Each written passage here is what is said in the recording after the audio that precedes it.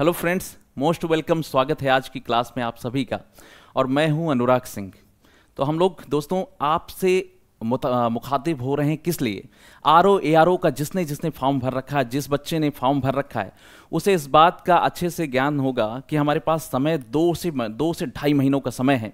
और इस 2 से ढाई महीने में आरओ और एआरओ के साथ ही आने वाला हमारे पास समय कौन सा है? हमारे पास बहुत ही जल्दी, आप जानते हैं, पीसीएस का, यूपी पीसीएस का एग्जाम होने वाला है।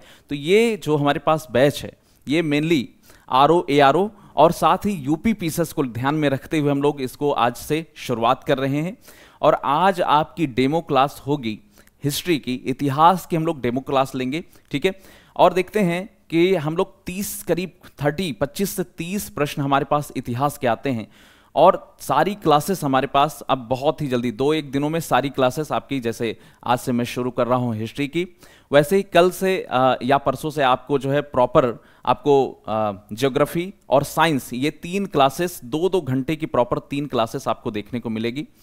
तो आप देखेंगे कि आपको 6 घंटे की लाइव क्लास डेली मिलेगी। और उस 6 घंटे की लाइव क्लास में आपको एक चीज है कि आपको समय से पहले ही आपको सारे कोर्स को हम RO ARO PCS UP PCS के कोर्स को हम कंप्लीट कर लेंगे, ठीक है। इसमें हमारा फोकस थोड़ा सा ज्यादा आरओ की तरफ रहेगा, लेकिन जैसे ही हम लोग थोड़ा सा आगे बढ़ेंगे, इसमें आरओ इसलिए फोकस रहेगा कि जैसे हिंदी है, हिंदी आप देखते हैं इसमें आता है, पीसीएस में हिंदी मेंस के स्तर पे आता है।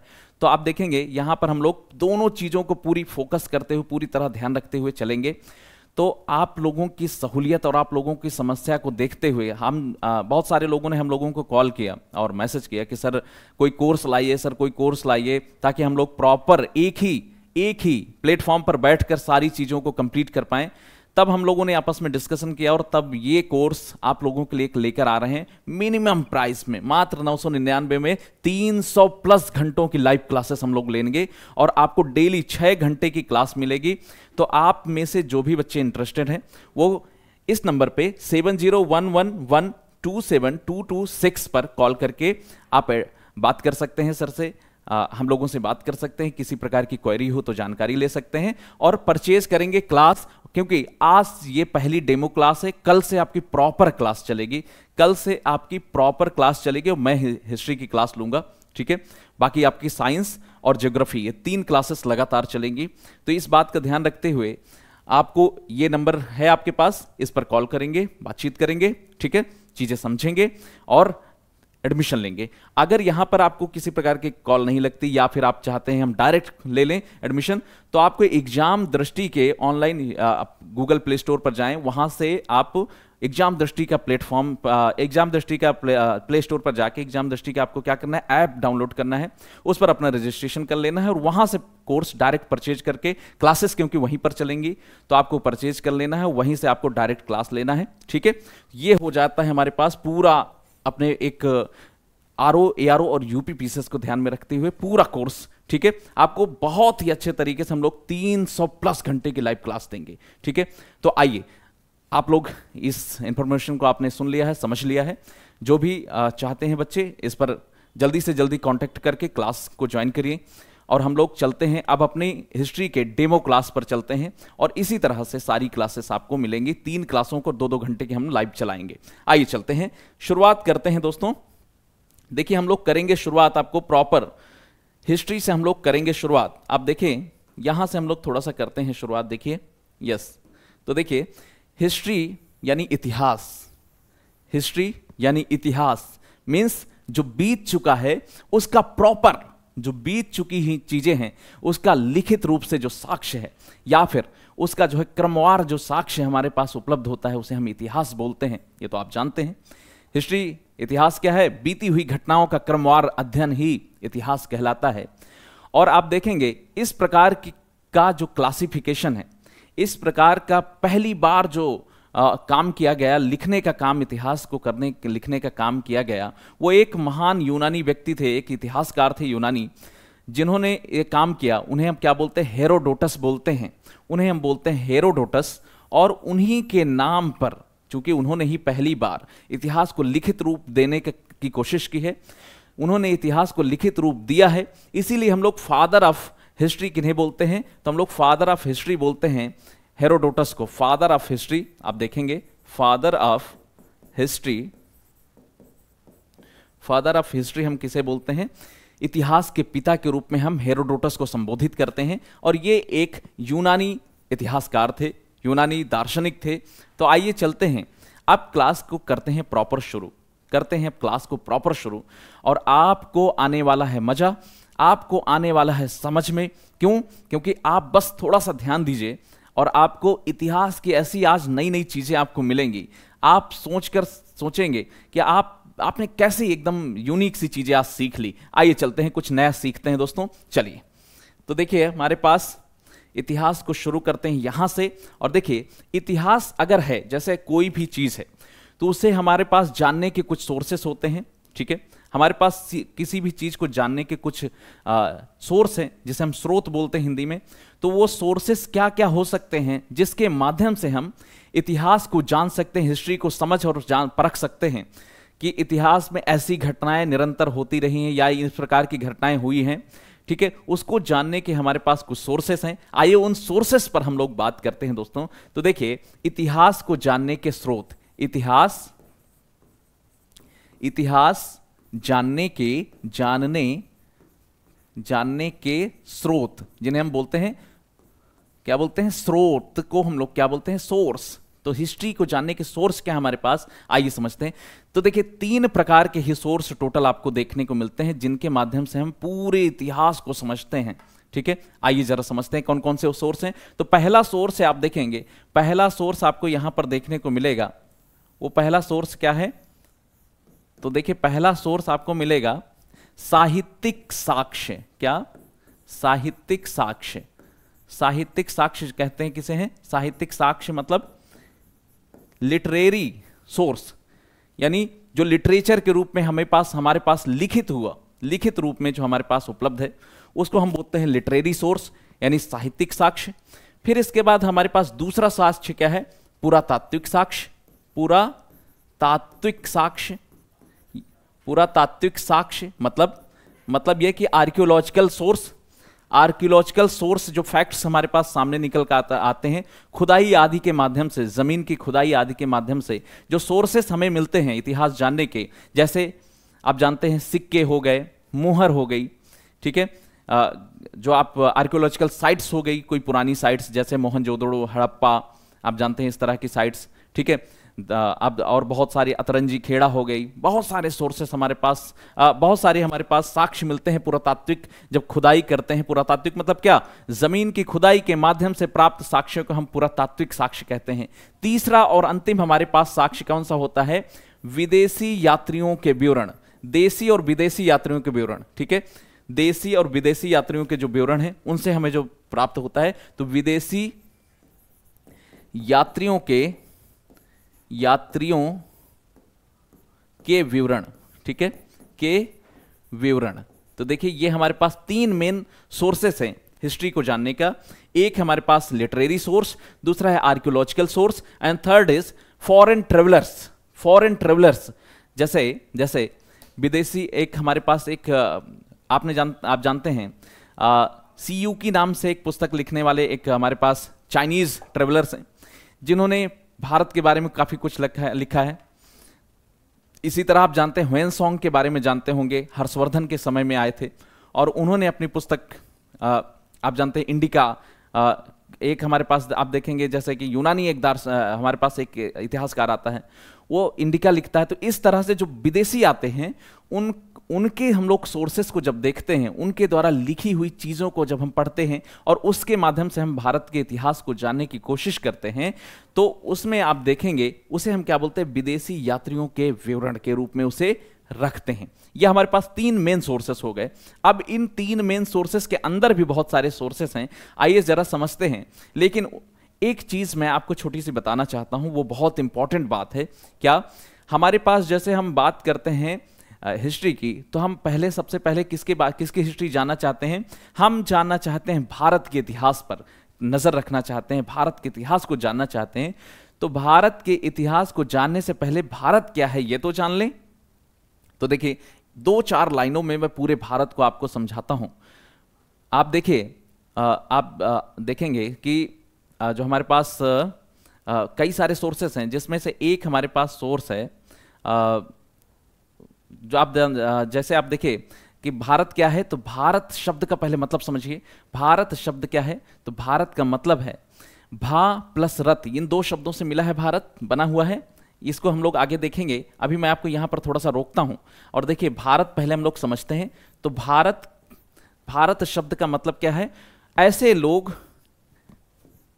भारत मतलब भा और दो शब्दों से मिला, भा और रत शब्दों से मिला है। भा मीन्स होता है प्रकाश, भा मीन्स क्या होता है प्रकाश, और रत मीन्स लगे हुए या लगा हुआ, लगे हुए। देखिए आपको यहां पर अर्थ देखने को मिलेगा, क्या देखने को मिलेगा, भारत का अर्थ क्या है, भारत का अर्थ है कि प्रकाश की खोज में, ऐसा देश जहां के लोग प्रकाश की खोज में लगे रहते हैं, वो देश क्या कहलाता है, भारत कहलाता है। और एक्चुअली ये आया कहां से, ये शब्द आया भरत कबीले से।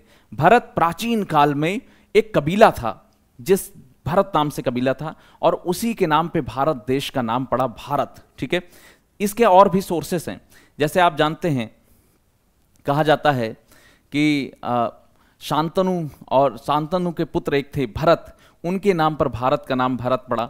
और आप एक चीज और देखते हैं, सुदास, आप जानते हैं ना, दशराग्य युद्ध के बारे में आपने सुना होगा।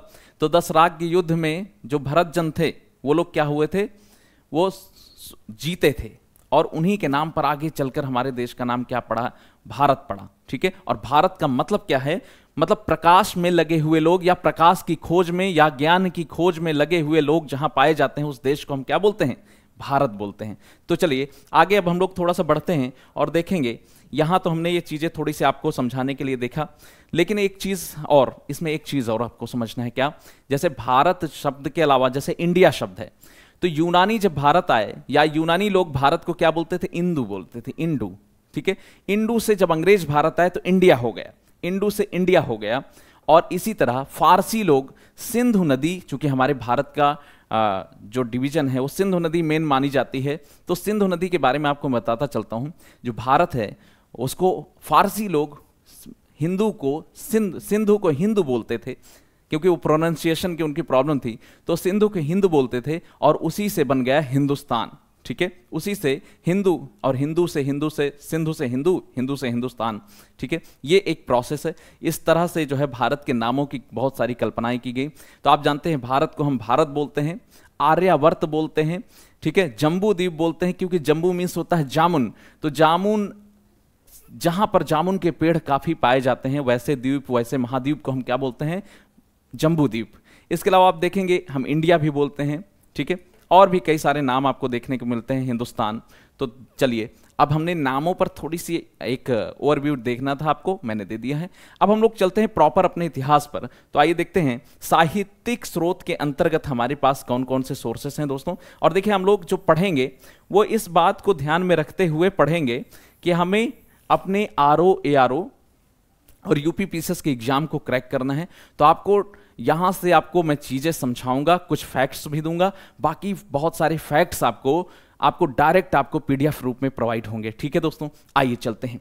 चलिए देखिए, पहला हमारे पास क्या है, साहित्यिक साक्ष्य में आपको दो प्रकार के साक्ष्य देखने को मिलेंगे।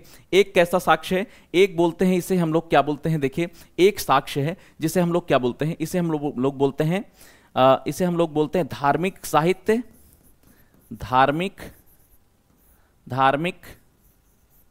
साहित्य, धार्मिक साहित्य। और दूसरे हमारे पास सोर्स क्या है, एक है लौकिक साहित्य, लौकिक साहित्य, लौकिक साहित्य। इस प्रकार से हमने दो साहित्य में भी दो भाग हमने देखा। अब जरा समझिए धार्मिक साहित्य में क्या है, धार्मिक साहित्य में धर्म से जुड़े हुए साहित्य को हम लोग जोड़कर रखते हैं, धर्म से जुड़े हुए साहित्य को हम लोग देखते हैं, जिसमें आप देखेंगे वेद, पुराण, ब्राह्मण ग्रंथ, आरण्यक, उपनिषद, ये सारे के सारे आपको देखने को मिलते हैं।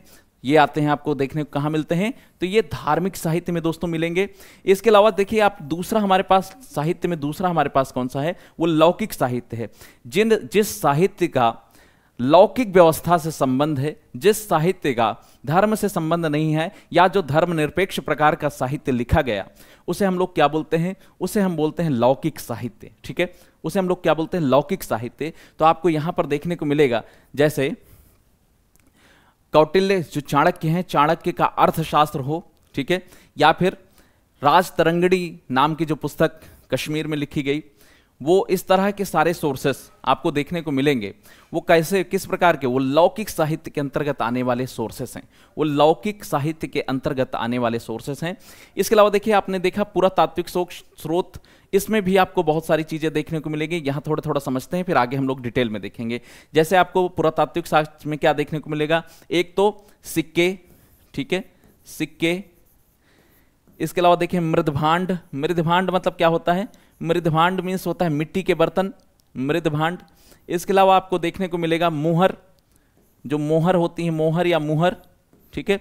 इसके अलावा आपको ईंटें वगैरह जो देखने को मिलती हैं, ईंटें, ठीक है, ईंटें और अन्य ऐसे तमाम चीजें, अन्य ऐसे तमाम सोर्सेस, अन्य ऐसे तमाम सोर्सेस जो हमें क्या करते हैं, हमें इस पुरातात्विक खुदाई के माध्यम से, जमीन की खुदाई के माध्यम से प्राप्त होते हैं, चीजें प्राप्त होती हैं। उस प्रकार की जो भी चीजें हैं, जैसे आपको देखने को मिलेगा हड़प्पा सभ्यता की जब हमने खोज की, दयाराम साहनी जी ने 1921 में जब खोज की, तो उसमें उन्होंने जब वहां खुदाई करवाई तो हजारों चीजें आपको देखने को मिली वहां। जैसे आपको ईंट से बना हुआ शहर मिला, ठीक है, वो नगरीय सभ्यता थी और ईंट से बनी हुई मिली। इसके अलावा आप देखिए वहां पर एक सींग वाले जो है आपको एक सींग वाला जो है एक पशु मिलेगा, जिसका मुहर बहुत ज्यादा, मुहर में वो है, वो सेल खड़ी की मुहरें मेनली बनी होती थी। सेल खड़ी एक प्रकार का पत्थर होता है, ठीक है, थोड़ा मुलायम पत्थर होता है।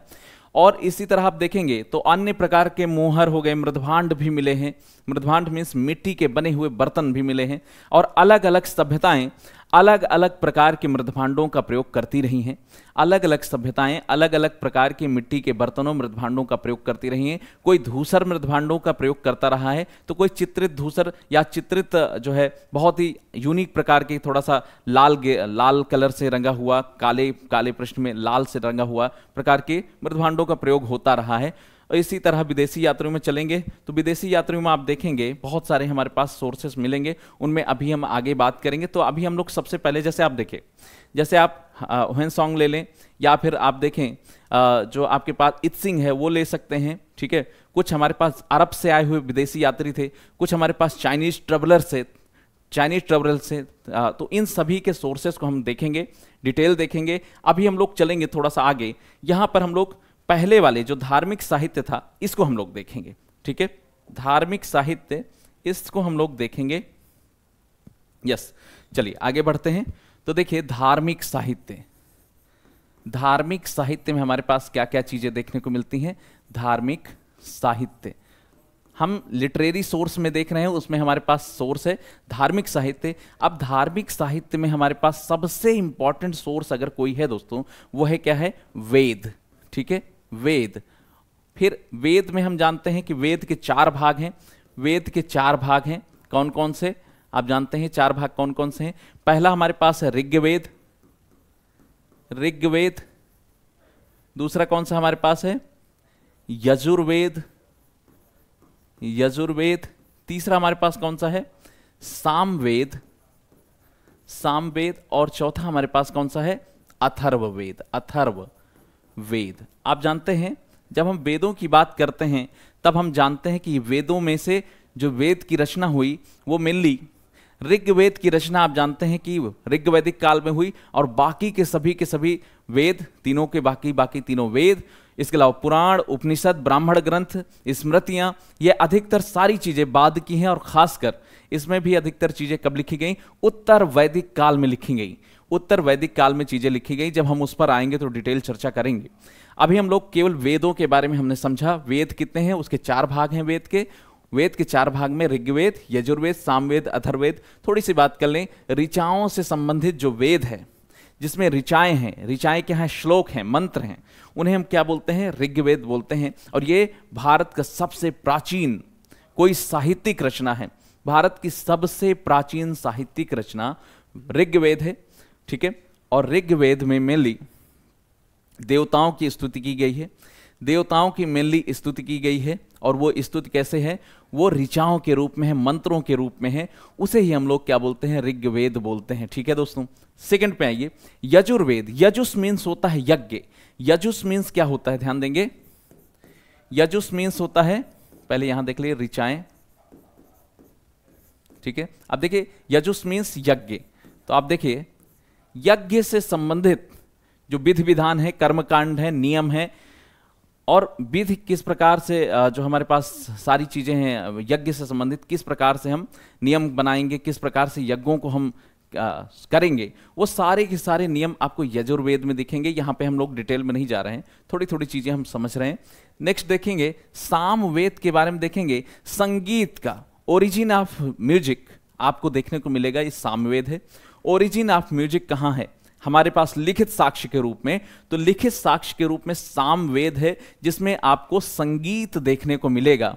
संगीत, और संगीत ही नहीं, संगीत के सभी रूप, संगीत से संबंधित सभी रूप, जिसमें आपको नृत्य मुद्राएं, हाथ की मुद्राएं, त्रिभंग मुद्रा, ठीक है, ये सारी चीजें आपको इसी सामवेद में बहुत सारी चीजें क्लियर कट बताई गई हैं। और देखिए, हाँ, और देखें नेक्स्ट, तो आप देखिए वैसे तो संगीत की शुरुआत भगवान शिव से मानी जाती है, उनके डमरू से मानी जाती है, लेकिन लिखित रूप में आपको साक्ष्य जो है सामवेद से मिलेंगे। आगे आएंगे अथर्ववेद। अथर्ववेद के बारे में एक छोटी सी बात मैं आपको बताते हुए आगे बढ़ूंगा।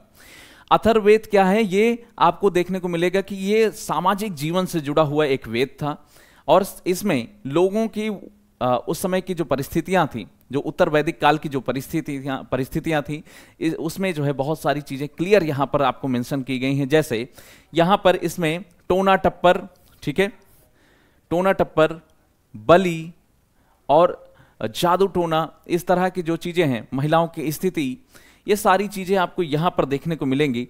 तो आप देखेंगे सबसे पहला, सबसे ओल्ड वेद कौन सा है, सबसे पुराना वेद कौन सा है, तो सबसे पुराना वेद आपको मिलेगा कौन सा, ऋग्वेद। और सबसे नवीन वेद कौन है, सबसे नवीन या नया वेद के रूप में आपको यहां पर अथर्ववेद देखने को मिलेगा, ठीक है। अथर्वा ऋषि ने इसको कंप्लीट किया था, तो उन्हीं के नाम पर अथर्व हो जाता है, ठीक है। तो अभी हमने थोड़ी थोड़ी चीजें समझा है, आगे बढ़ेंगे और थोड़ी थोड़ी चीजें समझेंगे। जब हम लोग आएंगे किसमें, वैदिक काल में, जब हम वैदिक काल में प्रॉपर आएंगे, तब हम लोग इनके बारे में डिटेल चर्चा करेंगे, तब हम लोग डिटेल चर्चा करेंगे। अभी हम लोग, चूंकि हम लोग सोर्सेस देख रहे हैं, इसलिए बहुत डिटेल जाना ठीक नहीं है। चलिए, ये हमने देखा वेद। वेद के बाद देखिए ब्राह्मण ग्रंथ। ब्राह्मण ग्रंथ क्या है, तो देखिए ब्राह्मण ग्रंथ क्या है, ध्यान दीजिए, ब्राह्मण ग्रंथ क्या है, तो ब्राह्मण ग्रंथ हैं वेदों की, आप देखेंगे जो लौकिक व्याख्या है, वेदों की लौकिक व्याख्या आपको देखने को मिलेगी ब्राह्मण ग्रंथों में। तो आपको क्या कहना है यहां, वेदों की लौकिक व्याख्या, लौकिक व्याख्या। आप देखिए, चूंकि वेद क्या है, वेद संस्कृत भाषा में लिखे हुए, वैदिक संस्कृत में लिखे हुए, इसलिए उनके बारे में स्पष्ट रूप से लोगों को पता चल सके, लोग जान सकें, इसलिए उनको हम लोगों ने क्या किया, क्लैरिफाई किया, उनको हमने सिंप्लीफाई किया। तो वो सिंप्लीफाई करने में ही पहला ग्रंथ कौन सा होता है, वो सिंप्लीफाई करने वाला तो ब्राह्मण ग्रंथ है। और ब्राह्मण ग्रंथों के माध्यम से हमने वेदों की लौकिक व्याख्या करते हुए ये बताने की कोशिश की कि किस प्रकार से वेदों में जो चीजें लिखी हैं उसको हम अपने जीवन में किस प्रकार से प्रयोग कर सकते हैं, किस प्रकार से यज्ञ आदि की व्यवस्था हम कर सकते हैं, या ये सारी चीजें हमारे लिए क्यों इंपॉर्टेंट हैं, इसकी महत्ता पर हमने बात किया है। चलिए दूसरी बात देखेंगे। दूसरी बात आप देखिए, वेदों के बाद वेद, ब्राह्मण ग्रंथ, आरण्यक। आरण्यक, तो आरण्यक क्या है, आरण्यक देखिए क्या है, आरण्यक, आरण्य मीन्स होता है जंगल, आरण्य मीन्स होता है जंगल। तो आप देखें जंगलों में जो ऋषि मुनि बैठते थे और ऋषि मुनि जो जंगलों में विहार करते थे, जंगलों में रहते थे, उन लोगों ने वेदों की थोड़ा सा आध्यात्मिक व्याख्या करने की कोशिश की, वेदों की लौकिक से बढ़कर आध्यात्मिकता की ओर व्याख्या करने की कोशिश की। उनको संपूर्ण जनमानस के लिए, संपूर्ण लोग जनता के लिए किस प्रकार से उपयोगी बनाया जा सकता है, इस बात का जिक्र कहाँ मिलता है, आरण्यक में मिलता है। और आरण्य मीन्स क्या होता है, जंगल होता है, ठीक है। आरण्य मीन्स होता है जंगल, और जंगल में बैठकर जिन ऋषि मुनियों ने वेदों की व्याख्या की, वेदों की लौकिक व्याख्या से बढ़कर आध्यात्मिक व्याख्या की, और उनको जनहित के साथ साथ जनहित में उपयोगी हों और साथ ही ईश्वर के लिए वो क्यों महत्वपूर्ण है, ये सारे कर्मकांड करना जो वेदों में दिया गया है, इस बात का यहां पर जिक्र है। ठीक है, ये आपने देखा। आगे बढ़ेंगे और हमारे पास नेक्स्ट पॉइंट क्या है? हाँ, नेक्स्ट पॉइंट हमारे पास क्या है? अभी हमने देखा आरण्यक के बाद हमारे पास एक सबसे इंपॉर्टेंट चीज है उपनिषद, जिसके नाम से ही भारत मेनली जाना जाता है। उपनिषदों के नाम से ही भारत जाना जाता है। क्यों? क्योंकि उपनिषदों में क्या है, तो उपनिषदों में प्रॉपर वेदों की आध्यात्मिक व्याख्या है। वेदों की आध्यात्मिक व्याख्या की गई है। वेदों की आध्यात्मिक व्याख्या की गई है, अर्थात ये कि वेदों में जो चीजें बताई गई उनकी आध्यात्मिक व्याख्या की गई। कैसे? तो आप देखेंगे कि जैसे आप देखिए, आपको कैसे इसको समझना है। इसमें क्या कहा गया? इसमें मेनली बात की गई आत्मा क्या है, ठीक है, ब्रह्मांड क्या है, ईश्वर क्या है, किस प्रकार से उस तक पहुंचा जा सकता है, उसे किस प्रकार पाया जा सकता है, एक अच्छा व्यक्तित्व कैसे निर्माण किया जा सकता है। ये सारी चीजें उपनिषदों में चीजें पाई गई हैं। और उपनिषदों के बारे में सबसे इंपॉर्टेंट बात क्या है? उपनिषदों के बारे में जैसे आप देखेंगे, आत्मा क्या है?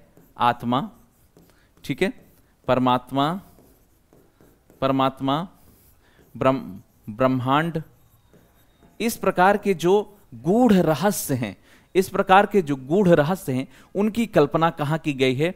इसी उपनिषद में की गई है। और उपनिषदों के ही हम लोग क्या बोलते हैं? उपनिषदों को हम बोलते हैं आध्यात्मिक व्याख्या। किसकी? वेदों की आध्यात्मिक व्याख्या। ठीक है, आप देखेंगे हमारे यहां आज दुनिया की किसी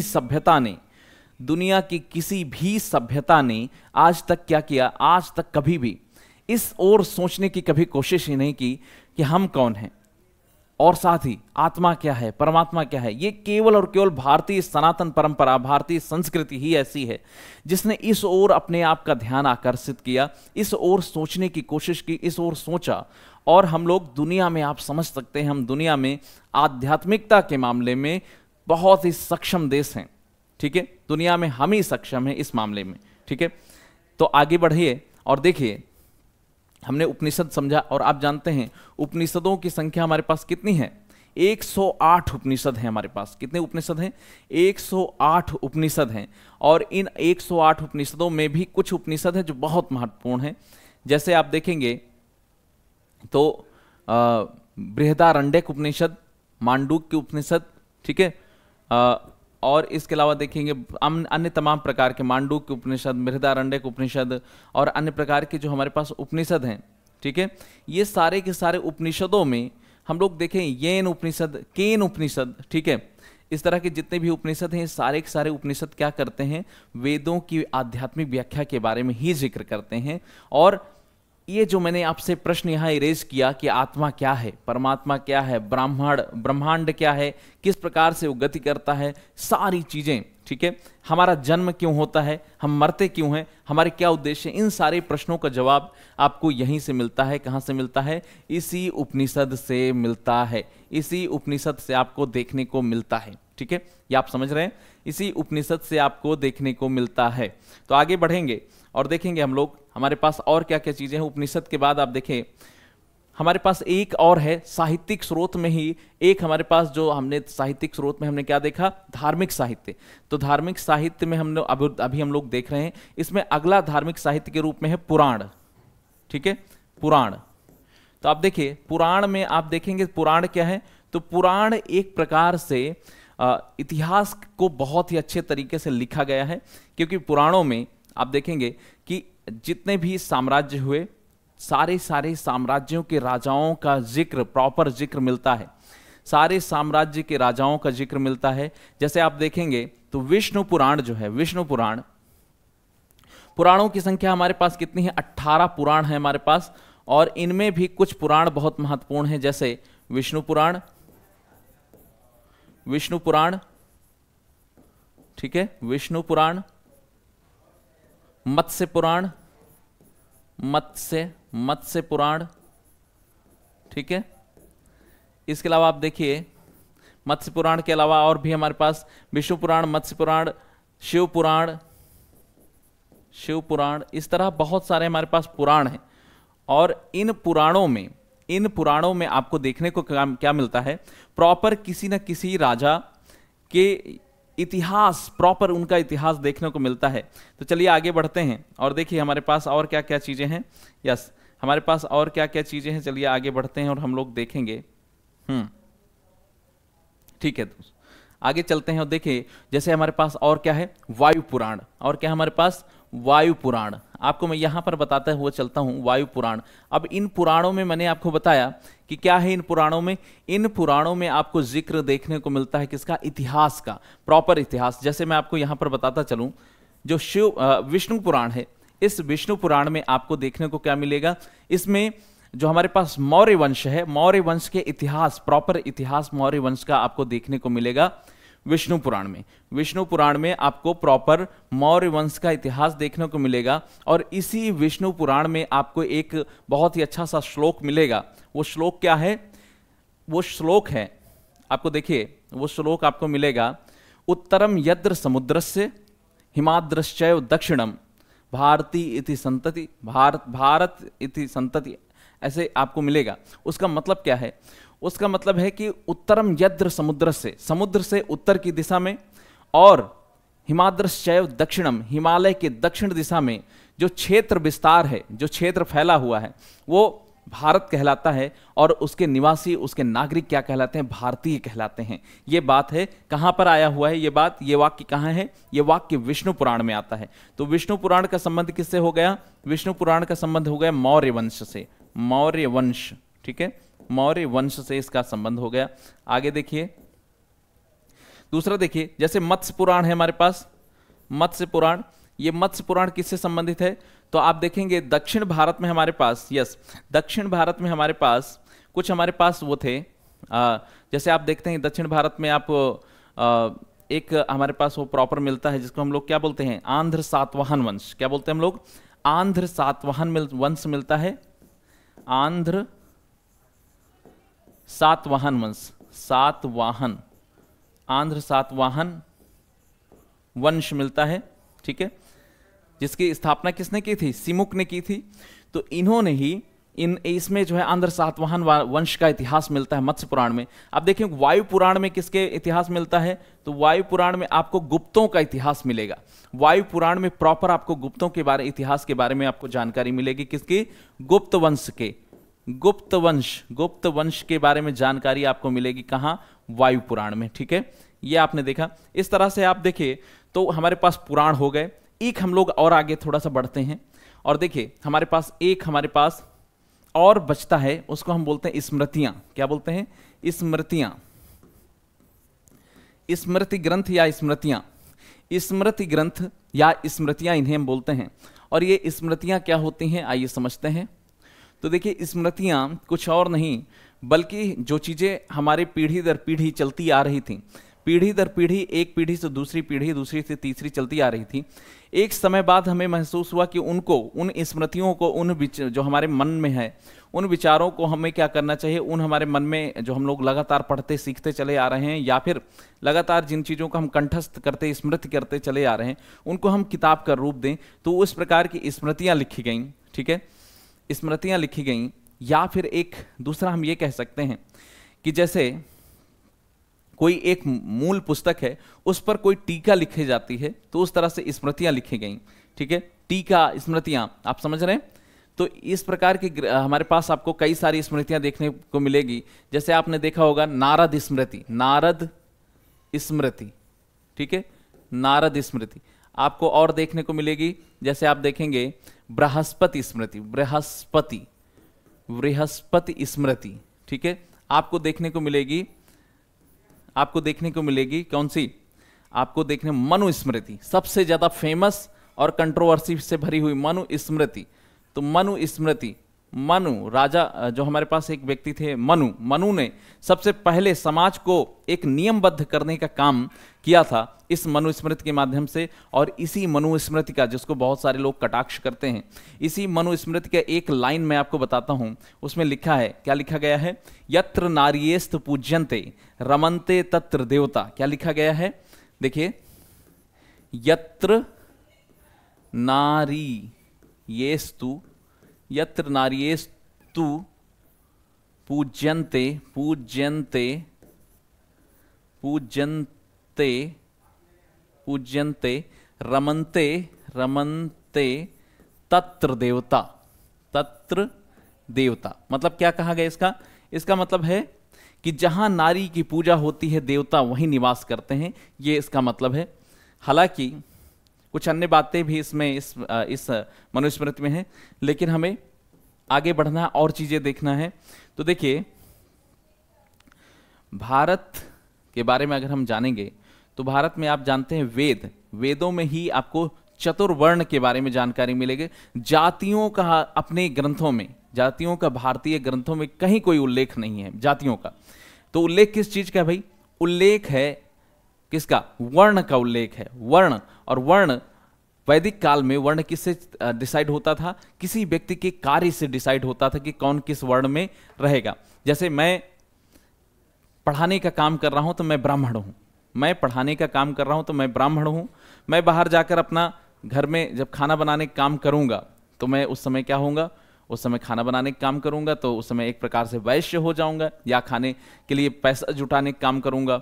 ठीक है, तो आगे चलेंगे और देखेंगे मनुस्मृति की नारद स्मृति, बृहस्पति स्मृति, इस तरह से तमाम प्रकार की स्मृतियां भारत में लिखी गई और ये सभी ग्रंथ क्या कहलाए? स्मृति ग्रंथि स्मृति ग्रंथ कहलाए, स्मृति ग्रंथ कहलाए। ठीक है, तो ये सारी चीजें तो हमने देख लिया। ये किस में आएंगी? ये सारी की सारी चीजें आपने देखा साहित्यिक स्रोत के, धार्मिक स्रोत के अंतर्गत। साहित्यिक सोर्स जो हमारे पास थे, उन साहित्यिक स्रोतों में जो धार्मिक स्रोत थे उनमें से हमने देख लिया। ठीक है, उनमें से हमने इन चीजों को देखा। अब हम लोग थोड़ा सा आगे बढ़ेंगे और देखेंगे हमारे पास धार्मिक के अलावा हमारे पास और क्या क्या चीजें बचती हैं। यस, अब हम लोग देखेंगे लौकिक साहित्य। हम लोग देखेंगे लौकिक साहित्य। क्या हम लोग देखेंगे? लौकिक साहित्य। क्या देखेंगे? लौकिक साहित्य। और मैंने आपको बताया कि लौकिक साहित्य के अंतर्गत क्या आता है। लौकिक साहित्य का मतलब यह है जो धर्मनिरपेक्ष प्रकार के ग्रंथ लिखे गए उन्हें हम लोग क्या बोलते हैं? लौकिक साहित्य बोलते हैं। ठीक है, धर्मनिरपेक्ष प्रकार के जो ग्रंथ लिखे गए उन्हें हम लोग क्या बोलते हैं? लौकिक साहित्य बोलते हैं। यस, आइए चलते हैं थोड़ा सा और आगे और हम लोग देखेंगे एक दो चीजें इसमें छूट रही हैं। जैसे आप देखेंगे कि वेद के बाद वेदांग भी होते हैं। वेदांग, वेदों के अंग। और वेदों के अंग में आप क्या देखेंगे? कल्प, वृक्ष, आप देखें कल्प, छंद, इसके अलावा जो है आप देखेंगे कि आपको छंद के अलावा आपको बहुत सारी चीजें इसमें मिलेंगी। जैसे 6 इसमें होते हैं ना, तो देखिए इसमें शिक्षा, कल्प, निरुक्त, व्याकरण, छंद और ज्योतिष, ये सारी चीजें देखने को मिलेगी। ठीक है, क्या क्या? जैसे शिक्षा क्या है? शिक्षा आपको क्या करता है? शुद्ध उच्चारण सिखाने का काम करता है। और इसके अलावा देखिए आप, जैसे कल्प है, कल्प क्या है? कर्म कांडों के बारे में आपको बताता है। छंद आपको सही प्रकार से नई नई रचनाएं करने के बारे में बताता है। इसके अलावा व्याकरण है, व्याकरण शुद्ध को बताता है, वाक्य और पूरे किस प्रकार से हम चीजों को शुद्ध करके रखें। ज्योतिष आपको क्या बताता है? ज्योतिष आकाशीय गणना को सही से बताता है, ग्रहों और उपग्रहों की गणना के बारे में आपको जानकारी देता है, हम लोग जानते ही हैं। ठीक है, और निरुक्त एक हमारे पास होता है। उस निरुक्त में हम लोग क्या करते हैं? शब्दों की सही प्रकार से, नए शब्दों की व्युत्पत्ति कैसे होती है, नए शब्द कैसे बनाए जाते हैं, इसके बारे में हम लोग कहां से सीखते हैं? निरुक्त। ठीक है, तो आपने देखा यहां पर थोड़ा सा हम लोग देख लेते हैं पहले एक चीज और, जिन्हें हम लोग क्या बोलते हैं? वेदांग। ये भी आपके धार्मिक साहित्य का भाग है। वेदांग, वेदांग, वेदांग कितने हैं? 6 वेदांग हैं। 6 वेदांग हैं। कौन कौन से 6 वेदांग हैं? जिसे हम क्या बोलते हैं? एक हम लोग बोलते हैं शिक्षा, शिक्षा। दूसरा क्या है? दूसरा क्या है? निरुक्त, निरुक्त, निरुक्त, निरुक्त। इसके अलावा आप देखेंगे और क्या क्या हमारे पास है। इसके अलावा देखिए छंद, छंद। इसके अलावा आप देखिए और क्या है हमारे पास, आपको देखने को मिलेगा व्याकरण। क्या देखने को मिलेगा? व्याकरण, व्याकरण। और क्या देखने को मिलेगा? ज्योतिष, ज्योतिष, ज्योतिष। ठीक है, कितने हो गए? 1 2 3 4 5। एक हमारे पास और वेदांग बचता है, कौन सा वेदांग बच रहा है?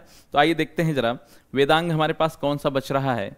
तो देखिए वेदांग हमारे पास बच रहा है कौन सा, हमारे पास एक वेदांग बच रहा है छंद, ज्योतिष, व्याकरण। व्याकरण हमने लिखा, हाँ व्याकरण लिख लिया, शिक्षा भी लिख लिया हमने, ठीक है। अच्छा, कल्प हमारे पास बच रहा है, एक व्याकरण, एक हमारे पास वेदांग का पार्ट कल्प बच रहा है, कौन सा? कल्प। तो इस प्रकार से हमारे पास 6 वेदांग हैं जो वेदों की पढ़ने को जो है आसान बनाता है, वेदों को पढ़ना और उनके बारे में समझना, उन चीजों के बारे में समझना, तो हम लोग को ये आसान बनाता है। आपको देखें शिक्षा में क्या है, तो आपको देखने को मिलेगा शिक्षा में आपको शुद्ध उच्चारण आप सीखते हैं, शुद्ध उच्चारण इसमें सीखते हैं, शुद्ध उच्चारण, शिक्षा के माध्यम से शुद्ध उच्चारण, निरुक्त के माध्यम से नए शब्दों की व्युत्पत्ति, नए शब्दों की व्युत्पत्ति, व्युत्पत्ति मतलब क्या? नए शब्द किस प्रकार से उत्पन्न होते हैं, व्युत्पत्ति। इसके अलावा आप देखेंगे छंद क्या होते हैं, जैसे आप जानते हैं छंद में आपको दोहा, सोठा, इस तरह की चीजें जो आती हैं वो चीजें आपको देखने को मिलेंगी। व्याकरण के माध्यम से आप पूरे वाक्य की शुद्धि को देखते हैं, वाक्य शुद्ध कैसे बनाए जाते हैं। ज्योतिष के माध्यम से जो हमारे पास तारों और नक्षत्रों के हम लोग क्या करते हैं, गणना इत्यादि करते हैं, और उसी के माध्यम से हम ये तय करते हैं कि हमारे पास आने वाले अगले साल में हमारे पास कोई त्योहार कब पड़ेगा। इस तरह के काम हम लोग किसके माध्यम से करते हैं? ज्योतिष के माध्यम से करते हैं।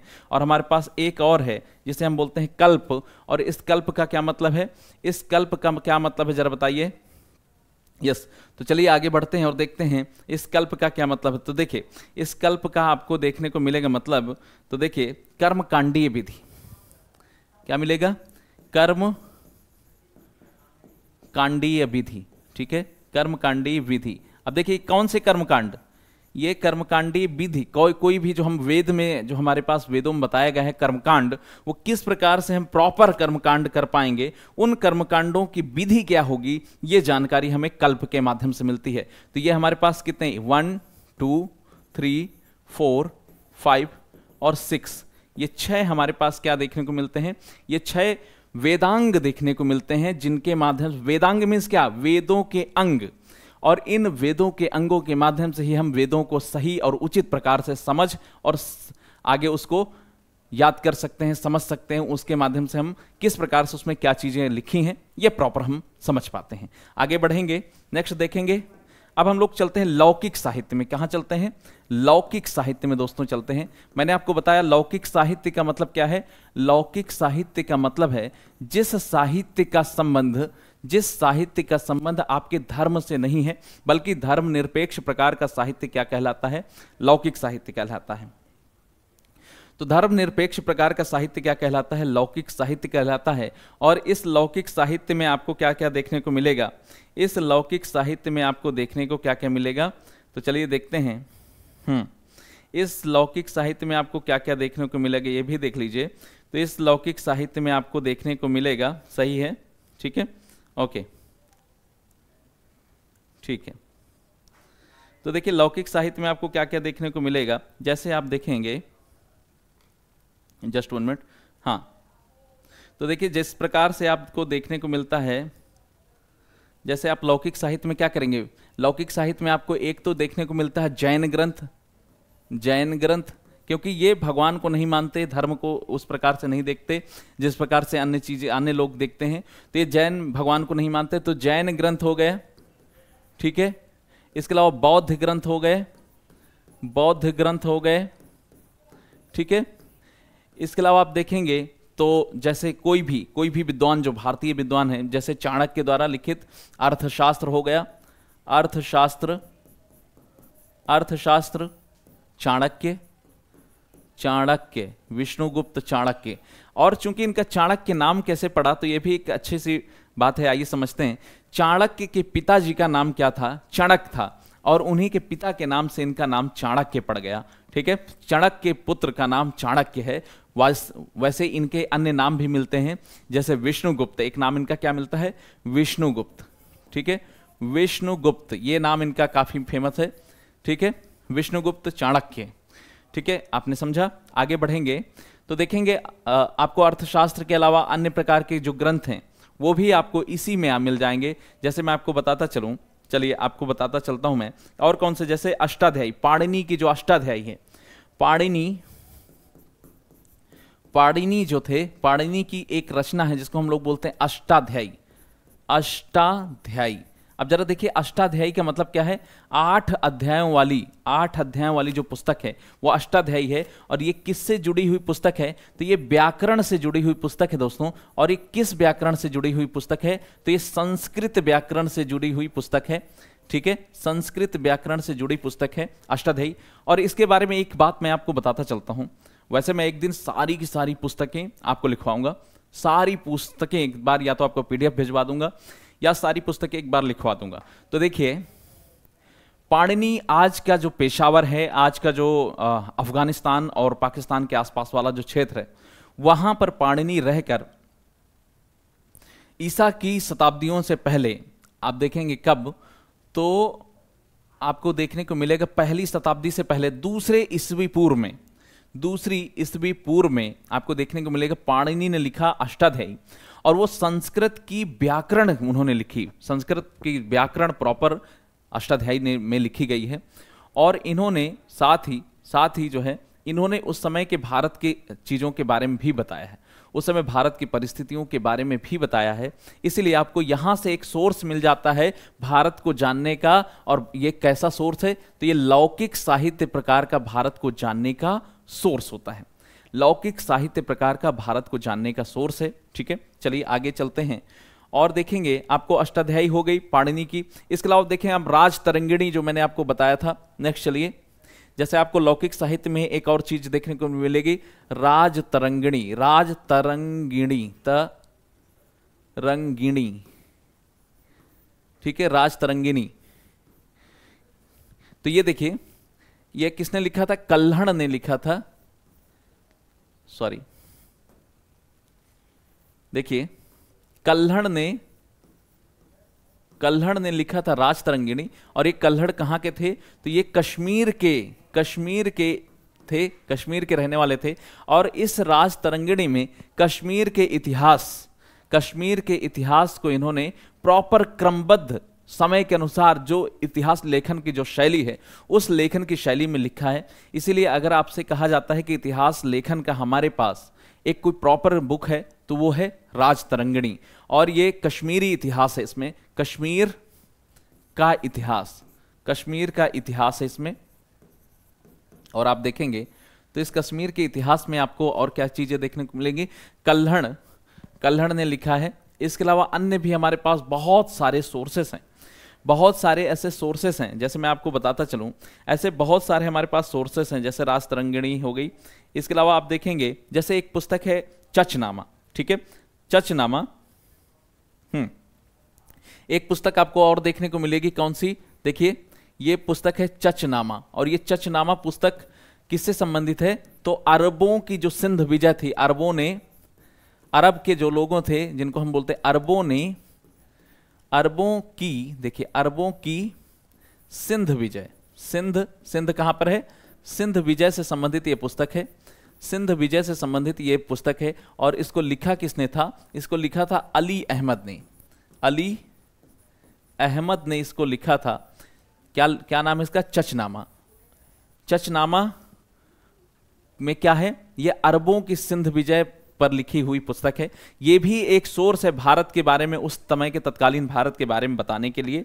आगे भी हमारे पास कुछ सोर्सेस हैं। ठीक है, आगे और भी हमारे पास सोर्सेस हैं, जैसे हमने देख लिया, हाँ, जैन और बौद्धों की 3 रचनाएं, जैसे हीनयान के बारे में जानकारी देने वाले हमारे पास पुस्तक, जैसे आप देखें जैनों के हीनयान, बौद्धों के हीनयान के बारे में जानकारी देने वाली पुस्तक क्या नाम है, वह है कथा वस्तु। ठीक है, कथा वस्तु नाम की पुस्तक हीनयान संप्रदाय के बारे में जानकारी देती है। और हीनयान किससे संबंधित है, हीनयान और महायान ये बौद्ध धर्म से संबंधित है। और उसमें भी आप देखेंगे कि हीनयान में क्या है, भगवान बुद्ध की जो वास्तविक शिक्षाएं थी दोस्तों, भगवान बुद्ध की वास्तविक जो शिक्षाएं थी, उससे संबंधित जो बातें आती हैं, भगवान बुद्ध की वास्तविक शिक्षाओं से संबंधित जो बातें आती हैं वो किसमें आती हैं, वो इसी हीनयान के अंतर्गत आती हैं। और हीनयान का डिवीजन महायान के रूप में कब किया गया, तो पहली शताब्दी में किया गया था, वहां से ये चीजें आती हैं, वो चीजें यहां से आती हैं। और देखिए कैसे, आपने देखा हीनयान ये कथा वस्तु हो गई। एक आप जो है जैनों की भी बुक देख लें तो जैनों की बुक आपको देखने को मिलती है कल्पसूत्र। देखिए एक आप और यहां पर देख सकते हैं, जैसे कल्पसूत्र, कल्पसूत्र, तो कल्पसूत्र जो बुक है, ये पुस्तक है, वो किससे संबंधित है, वो जैनों से संबंधित है। और ये क्या है, ये लौकिक साहित्य के अंतर्गत आता है। और इसी में आप देखेंगे, इसी में आप देखेंगे कि ये जैनों संबंधित है, और जैनों संबंधित है, और इसमें भारत के इतिहास के बारे में कुछ ना कुछ जानकारियां मिलती हैं।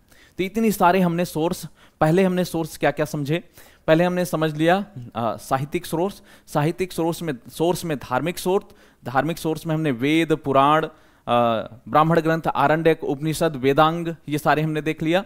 फिर हमने देखा लौकिक साहित्य, और लौकिक साहित्य में आपने देखा क्या क्या चीजें हमने देख लिया, राजतरंगिणी, अर्थशास्त्र, ये जो है अष्टाध्यायी, कल्पसूत्र, हीन, कथा वस्तु, चचनामा, ये सारी पुस्तकों के बारे में हमने देख लिया।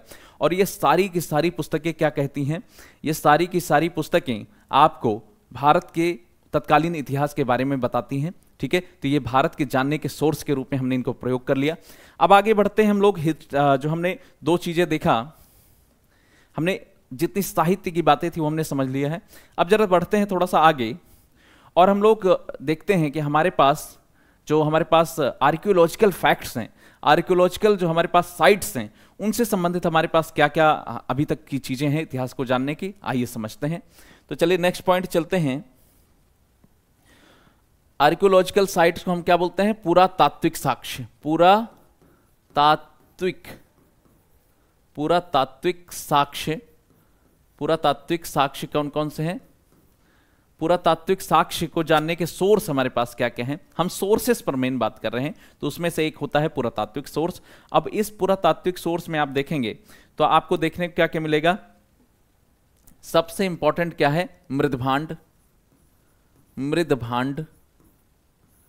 ठीक है, मृदभांड क्या होते हैं, मिट्टी के बने, पके मिट्टी या पकी मिट्टी के बने,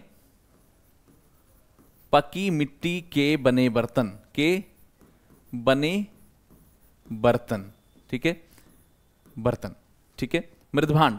अब देखेंगे तो हड़प्पा सभ्यता के दौरान भी आपको मृदभांड मिलेंगे, और उसके बाद की सभ्यताओं के दौरान भी आपको मृदभांड मिलेंगे, बस उनके प्रकृति में अंतर होता है। कैसे अंतर होता है, जैसे आप जानते हैं कि चित्रित प्रकार के जो चित्रित मृदभांड हैं वो आपको अच्छी क्वालिटी के जो मृदभांड हैं वो आपको देखने को कहाँ मिलेगा, हड़प्पा सभ्यता में जो आपको मिलेंगे वो अच्छी क्वालिटी के मृदभांड देखने को मिलेंगे। बाद में जब हम बाद में देखते हैं, जब हम आते हैं वैदिक काल में, तो वैदिक काल में जो हमें मृदभांड मिलते हैं देखने को, वो किस प्रकार के मृदभांड मिलते हैं, उनकी क्वालिटी बहुत अच्छी नहीं है, और वो धूसर प्रकार के धूसर मृदभांड हैं, धूसर मृदभांड। ठीक है, तो चलिए आगे बढ़ते हैं और देखेंगे नेक्स्ट पॉइंट। जैसे ये हो गए मृदभांड, पहला पॉइंट। दूसरा हमारे पास क्या हो गया, मोहर। ठीक है, हमारे पास कुछ और साक्ष्य हो गए, क्या, मोहर हम बोलते हैं इसे, क्या बोलते हैं, मोहर। तो देखिए मोहर कुछ हमारे पास साक्ष्य होते हैं। जैसे आप देखते हैं कोई भी सभ्यता, खासकर हम जब हड़प्पा सभ्यता की बात करेंगे जो कि काफी पुरानी है, हड़प्पा सभ्यता अभी से आप देखते हैं करीब करीब 4-4.5 हजार साल पुरानी सभ्यता है, 4-4.5 हजार साल पुरानी सभ्यता है। और उस 4-4.5 हजार साल पुरानी सभ्यता में जो जो चीजें आपको मिली हैं, तो उनमें एक जो है हमारे पास मोहर भी हैं, और इन मोहरों में आप देखते हैं कि एक सींग वाले जानवर की काफी मोहर मिली है, एक सींग वाले जानवर मिला है, या फिर आपको देखने को मिलेगा जो कुबड़ वाला सांड है उसकी भी मोहरें मिली हैं, और भी अन्य प्रकार की मोहरें, कुछ हिरण की से संबंधित मोहरें मिली हैं, कुछ आपको देखने को मिलती हैं, बहुत सारी मोहरें, जिन मोहरों के माध्यम से इस बात का हम पता लगाते हैं। और मोहरें प्रयोग की कैसे की जाती थी, तो व्यापार के लिए प्रयोग की जाती थी। मुख्यतः मोहरों का प्रयोग व्यापार आदि में करते थे, सील लगाने के लिए। ठीक है, और देखिए आपको बहुत सारी मोहरें ऐसे देखने को मिलेंगी जो आपको क्या करती हैं, आपको ये बताती हैं कि आप का व्यापार कहाँ कहाँ तक था। जैसे आपको कुछ मोहरें वहां की भारत की जो कुछ मोहरें हैं वो फारस की खाड़ी और मिस्र के आसपास के क्षेत्रों में मिलती हैं, जिससे पता चलता है कि भारत का व्यापार वहां तक था। ठीक है, जिससे ये पता चलता है कि भारत का व्यापार कहां तक था, तो भारत का व्यापार फारस और मकदूनिया, इन पूरे सारे क्षेत्रों में, मिस्र, अब इन सारे क्षेत्रों तक आपको देखने को मिलता है। ठीक है, तो आगे बढ़िए और देखिए इस मोहर के अलावा, और मोहरें मेनली किससे बनी होती थी, तो मोहरें मेनली सेल खड़ी की बनी होती। ध्यान देंगे, सेल खड़ी आपसे ये प्रश्न आपसे पूछता है और यहां से आप इस प्रश्न का आंसर करेंगे। सेल खड़ी की बनी होती थी, और ये सेल खड़ी क्या होता था, तो ये मुलायम पत्थर होता था। ध्यान देंगे, मुलायम पत्थर, मुलायम पत्थर होता था सेल खड़ी, जिससे ये सेल खड़ी की मोहरें बनी होती थी। आगे देखेंगे सिक्के। आप जानते हैं किसी भी सभ्यता को जानने के सोर्सेस में सिक्के बहुत इंपॉर्टेंट रोल अदा करते हैं। जैसे आप देखिए, जैसे आप देखेंगे हड़प्पा सभ्यता की बात तो नहीं हम करेंगे, थोड़ा सा आगे आएंगे, तो आप जानते हैं भारत में पहली बार सिक्कों का प्रचलन किसने किया था, तो भारत में पहली बार सिक्कों का प्रचलन, सोने के सिक्कों का प्रचलन किसने किया, तो भारत में पहली बार सोने के सिक्कों का प्रचलन किया था किसने, तो किया था हिंद यूनानियों ने। यूनानी जो शासक थे, जो भारत में शासन कर रहे थे, उन्होंने पहली बार भारत में सिक्कों का प्रचलन किया, लेकिन सोने के सिक्कों का। लेकिन आप जब ये देखते हैं कि सोने का सर्वाधिक मात्रा में सिक्के किसके काल में प्रचलित कराए गए, किसके काल में निर्मित किए गए, तो आपको देखने को मिलता है कुषाण काल।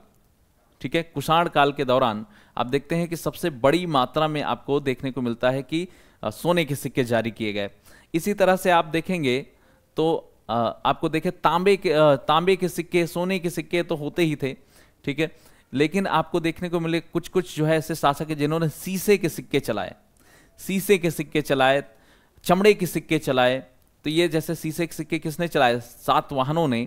आंध्र सातवाहन वंश जो अभी हमने थोड़ी देर पहले देखा था, इस आंध्र सातवाहन वंश ने क्या किया, शीशे के सिक्के चलाए, पोटीन के सिक्के चलाए। ठीक है दोस्तों, चलिए आगे बढ़ते हैं और देखते हैं एक हमारे पास सिक्के के अलावा जैसे सिक्के आपको देखने को मिलेगा। जैसे आप देखिए, जैसे समुद्रगुप्त की वीणा बजाते हुए जो सिक्का प्राप्त हुआ है, समुद्रगुप्त का वीणा बजाते हुए जो सिक्का प्राप्त हुआ है, वो क्या कहता है, वो ये बताने की कोशिश कर रहा है कि समुद्रगुप्त को संगीत में अच्छी रुचि थी। मतलब एक सिक्के से हमने कितना कुछ समझने की कोशिश की कि समुद्रगुप्त को संगीत में रुचि थी, और वो संगीत में जब रुचि थी तो संगीत को प्रश्रय भी देता रहा होगा, संगीत को आगे बढ़ाता रहा होगा। ठीक है, इसी तरह आप देखते हैं कि जैसे आप जो बात हम लोग करते हैं उसकी, जो हमारे पास महमूद गजनवी था, तो महमूद गजनवी ने सिक्के जो जारी किए थे उसमें उसने जो है एक तरफ जो है देवी लक्ष्मी की मूर्ति और एक तरफ उसके जो है उसने अपना कलमा खुदवाया था।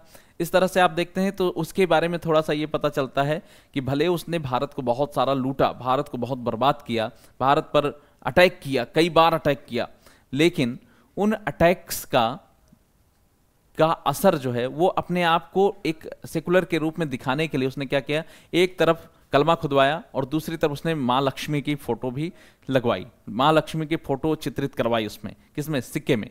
ठीक है, इसी तरह बाद के जो सिक्के आए, बाद के सिक्के जो आए, उन सिक्कों के माध्यम से भी हम उस तत्कालीन समय के इतिहास को अच्छे से समझ सकते हैं। या आपने समझा कैसे हम सिक्कों के माध्यम से चीजों को समझने की कोशिश करते हैं। चलिए अब एक छोटी सी बात हम कर लेते हैं, एक छोटी सी बात हम लोग कर लेते हैं कि हमारे पास जैसे सभ्यता और संस्कृति में क्या अंतर होता है। कहते हैं सभ्यताएं बदलती रहती हैं, लेकिन यदि किसी की संस्कृति पर अच्छी पकड़ है, संस्कृति किसी की मजबूत है, तो वो उसका नष्ट नहीं, उसका खात्मा नहीं होता, वो जो है हमेशा बना रहता है। क्यों? क्योंकि कहते हैं कुछ बात है कि हस्ती मिटती नहीं हमारी, कुछ बात है कि हस्ती मिटती नहीं हमारी, सदियों रहा है दुश्मन दौरे जहां हमारा, सब मिट गए जहां से, सब मिट गए जहां से, बाकी मगर है अब तक नामो निशा हमारा, कुछ बात है कि हस्ती मिटती नहीं हमारी। ये जो लाइनें हैं मोहम्मद इकबाल ने लिखी थी, और मोहम्मद इकबाल ने ये लाइनें लिखी थी और उन्होंने ये बताने की कोशिश की थी कि हर देश की अपनी सभ्यताएं आई, संस्कृतियां आई, समाप्त होती गईं, लेकिन भारत, आप जानते हैं भारत ही दुनिया में एकमात्र ऐसा प्राचीन राष्ट्र है जो सनातन है, जो लगातार एक, सनातन मीन्स क्या होता है, जो हमेशा से है और हमेशा रहेगा, उसको बोलते हैं सनातन। जैसे आपको अगर पूछा जाए, एक प्रश्न आपसे पूछा जाएगा कि कौन सा ऐसा शहर है, कौन सा ऐसा सिटी है जो सबसे दुनिया का सबसे ओल्डेस्ट सिटी के रूप में जाना जाता है, तो वो आप लगाएंगे आंसर वाराणसी शहर। आपको देखने को मिलेगा रामायण काल में भी, महाभारत काल में भी, महाजनपद काल में भी और आज भी। तो वाराणसी शहर आपको सबसे ओल्डेस्ट सिटी के रूप में देखने को मिलेगा। वैसे ही आप देखेंगे जब हम सभ्यता और संस्कृति की हम बात कर रहे थे, तो सभ्यता और संस्कृति की बात करते हुए आप देखिए सभ्यता और संस्कृति को इस तरह से समझिए कि सभ्यता और संस्कृति क्या होते हैं। देखिए जरा, एक ये व्यक्ति है, ठीक है, एक ये व्यक्ति है और इसकी यहां पर एक इसकी ये यहां पर एक आत्मा है, ठीक है। ये शरीर तो हो गया सभ्यता, ये शरीर तो हो गया सभ्यता, लेकिन ये आत्मा जिसके बिना ये चल ही नहीं सकता, जिसके बिना ये गवर्न नहीं हो सकता, जिसके बिना ये सोच नहीं सकता, जिसके बिना इसका अस्तित्व नहीं है, वो क्या है? ये आत्मा जो इसकी है वो संस्कृति है, संस्कृति है। इस बात को आप समझ रहे होंगे। तो संस्कृति का सभ्यता में कितना विशेष महत्वपूर्ण योगदान होता है कि कोई भी सभ्यता बिना संस्कृति के चल ही नहीं सकती, कोई भी सभ्यता बिना संस्कृति के गवर्न नहीं हो सकती, बिना संस्कृति के उसका अस्तित्व नहीं होता। इसीलिए कहते हैं कि हर सभ्यता और संस्कृति बनती कैसे है? तो संस्कृति जो बनती है वो बनती है आपके ज्योग्राफी से, आपके भूगोल से।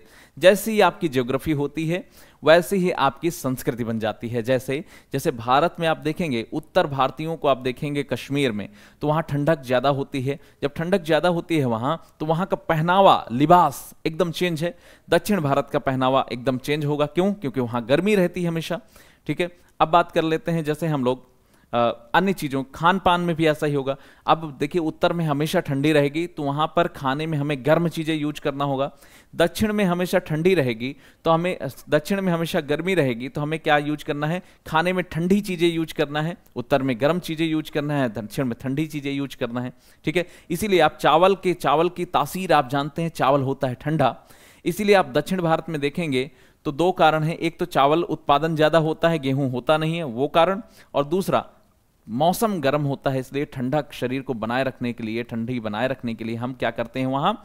तो वहाँ पर हम लोग चावल का हर चीज़ के रूप में यूज करते हैं। चाहे हम डोसा खाएं, चाहे हम जो है इडली खाएं, चाहे जो भी उसका उत्पम खाएं, वो सारी चीज़ें कहीं ना कहीं चावल से रिलेटेड होती हैं। उत्तर भारत में आप देखेंगे गेहूँ गेहूँ गेहूँ ही हर चीज़ में होता है, आलू आलू आलू ही होता है। क्यों? क्योंकि यही सारी चीज़ें हैं जो ज्योग्राफी के माध्यम से डिसाइड होती हैं। तो संस्कृति और सभ्यता में आपने अंतर समझ लिया होगा। तो ऐसा कभी कभी सुनने को मिलता है कि भारतीय संस्कृति बहुत महान संस्कृति है, कहीं आपने ये नहीं सुना होगा भारतीय सभ्यता बहुत महान है। तो क्योंकि सभ्यता एक आवरण है, सभ्यता एक ऊपरी दिखावा है। जैसे आप देखिए पूजा पाठ करना ये सभ्यता है, ठीक है। लेकिन उस पूजा पाठ में अपने ईश्वर को याद करना, अपने ईश्वर का मनन करना, स्वाध्याय करना, चिंतन करना, ये क्या है? संस्कृति है। हर देश की अपनी सभ्यता और संस्कृति होती है। तो आपने सभ्यता और संस्कृति में अंतर सिर्फ इतना समझिए कि ये व्यक्ति है कोई, इसकी शरीर तो सभ्यता है, इसकी शरीर सभ्यता है, लेकिन इसके जो इसकी आत्मा है, जिसके बिना इसका अस्तित्व तो ही नहीं है, वो क्या है? वो संस्कृति है, ठीक है। चलें आगे चलते हैं, आगे बढ़ते हैं, थोड़ा सा आगे बढ़ते हैं और देखेंगे नेक्स्ट पॉइंट की तरफ। चलिए नेक्स्ट पॉइंट, चलिए हमने क्या देखा लास्ट, जस्ट 1 मिनट, हमने देखा सिक्के, मृदभांड, मोहर वगैरह हमने देख लिया पुरातात्विक साक्ष्य में। इसके अलावा आप देखें ईंटें, इसमें एक चीज और देखिए, ईंटें किस प्रकार से आप देखें हड़प्पा सभ्यता में, जो हड़प्पा सभ्यता थी, उस हड़प्पा सभ्यता में हमने क्या देखा कि ईंटें, पकी ईंटों का हमने प्रयोग देखा है कि हड़प्पा सभ्यता में किस प्रकार की ईंटों का प्रयोग था? पकी हुई ईंटों का प्रयोग किया जाता था पूरी हड़प्पा सभ्यता में। और आप ये भी जानते हैं जो सारनाथ का स्तंभ था, या सारनाथ स्तंभ के आसपास जो धमेश स्तूप है, उस धमेश स्तूप को भी बाद में क्या है, पूरी तरह से ईंटों से ही बनाया गया था, ठीक है। क्या आपने देखा? जैसे आपने देखा होगा कि पत्थरों का बहुत ही अच्छा प्रयोग किया जाता है, ठीक है। तो ये सारी चीजें आपको देखने को मिलेंगे, मृदभांड, मोहर, सिक्के, ईंटें, पुरातात्विक साक्ष्य के अंतर्गत ये सारी चीजें आपको देखने को मिलेंगी। ठीक है, हमने क्या देखा, हमने दो चीजें देख ली प्रॉपर, एक हमने देखा साहित्यिक साक्ष्य और हमने और क्या देखा, और हमने देख लिया पुरातात्विक साक्ष्य, ये हमने दो चीजें देखा। ठीक है, पुरातात्विक साक्ष्य, दो चीजें हमने देख लिया है। आगे बढ़ते हैं, आगे थोड़ा सा हम लोग बढ़ते हैं और देखते हैं हमारे पास और क्या क्या चीजें हैं। तो आइए चलते हैं, थोड़ा सा आगे बढ़ते हैं। तो आगे बढ़ते हैं और हमारे पास देखेंगे, यस, तो चलिए हमारे पास एक और ऑप्शन बचता है, वो क्या है, वो है विदेशी यात्रियों का विवरण। विदेशी यात्रियों का विवरण, विदेशी यात्रियों का विवरण। अब इन विदेशी यात्रियों के विवरण के माध्यम से जो भारत की हमें जानकारियां मिलती हैं, जो भारत के बारे में जानकारियां मिलती हैं, उनको भी हम लोग देखेंगे। आइए समझते हैं जरा कौन कौन सी प्रकार की जानकारियां ये विदेशी यात्री हमें देते हैं। विदेशी यात्री हमें किस प्रकार की जानकारियां देते हैं, आइए देखते हैं जरा किस प्रकार की विदेशी यात्री हमें जानकारी देते हैं। जैसे आप देखेंगे, पहली चीज आप देखिए, तो आपको तीन प्रकार के विदेशी यात्री मेनली देखने को मिलेंगे। कौन कौन से तीन प्रकार के विदेशी यात्री आपको देखने को मिलेंगे? एक तो आपको देखने को मिलेंगे चीनी, जस्ट वन मिनट, चीनी विदेशी यात्री, चीनी विदेशी यात्री, ठीक है। इसके अलावा आपको देखने को मिले अरब के विदेशी यात्री, अरब के विदेशी यात्री, और सबसे पहले आपको देखना है इन सब में यूनानी यात्री, यूनानी विदेशी यात्री। ये देखिए, ये तीन प्रकार के विदेशी यात्री हमें देखने को मिलेंगे, जिनमें हम सबसे पहले किस प्रकार के यात्रियों का प्रयोग करेंगे। तो सबसे पहले हम चीजों को जानने के लिए यूनानियों के साथ जाएंगे। क्यों? क्योंकि यूनानी भारत में सबसे लंबे समय से अगर कोई है भारत में या विदेशी आए तो यूनानी आए, जिसमें आपको कई सारे नाम आपको देखने को मिलेगा, जिसमें आपको सबसे पहला नाम टेसियस का देखने को मिलता है। चलिए आगे बढ़ते हैं हम लोग। तो देखिए यहां पर देखिए यूनानी विदेशी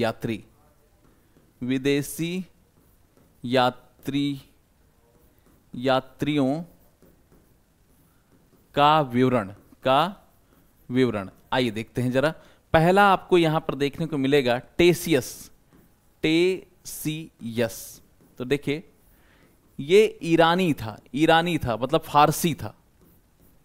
ये देखिए ये फारसी था और ये यूनानी था, यूनान का था लेकिन फारसी मूल का था। और टेसियस ने क्या किया था, ईरान का ये कौन था, ये राज्यवैद था। ईरान का यानी फारस का ये कौन था, फारस का ये राज्यवैद था, राज्यवैद था। ठीक है। और इसने भारत के बारे में, देखिए इसने भारत के बारे में जो विवरण दिए हैं वो बहुत ही कहानियों के रूप में, आश्चर्यजनक कहानियों से इसके जो विवरण हैं वो भरे हुए हैं। इसलिए इसके विवरण को हम लोग इतिहास के रूप में, साक्ष्य के रूप में प्रयोग नहीं करते। आपको दूसरा जो नाम मिलेगा वो मिलेगा हेरोडोटस का नाम। क्या नाम मिलेगा?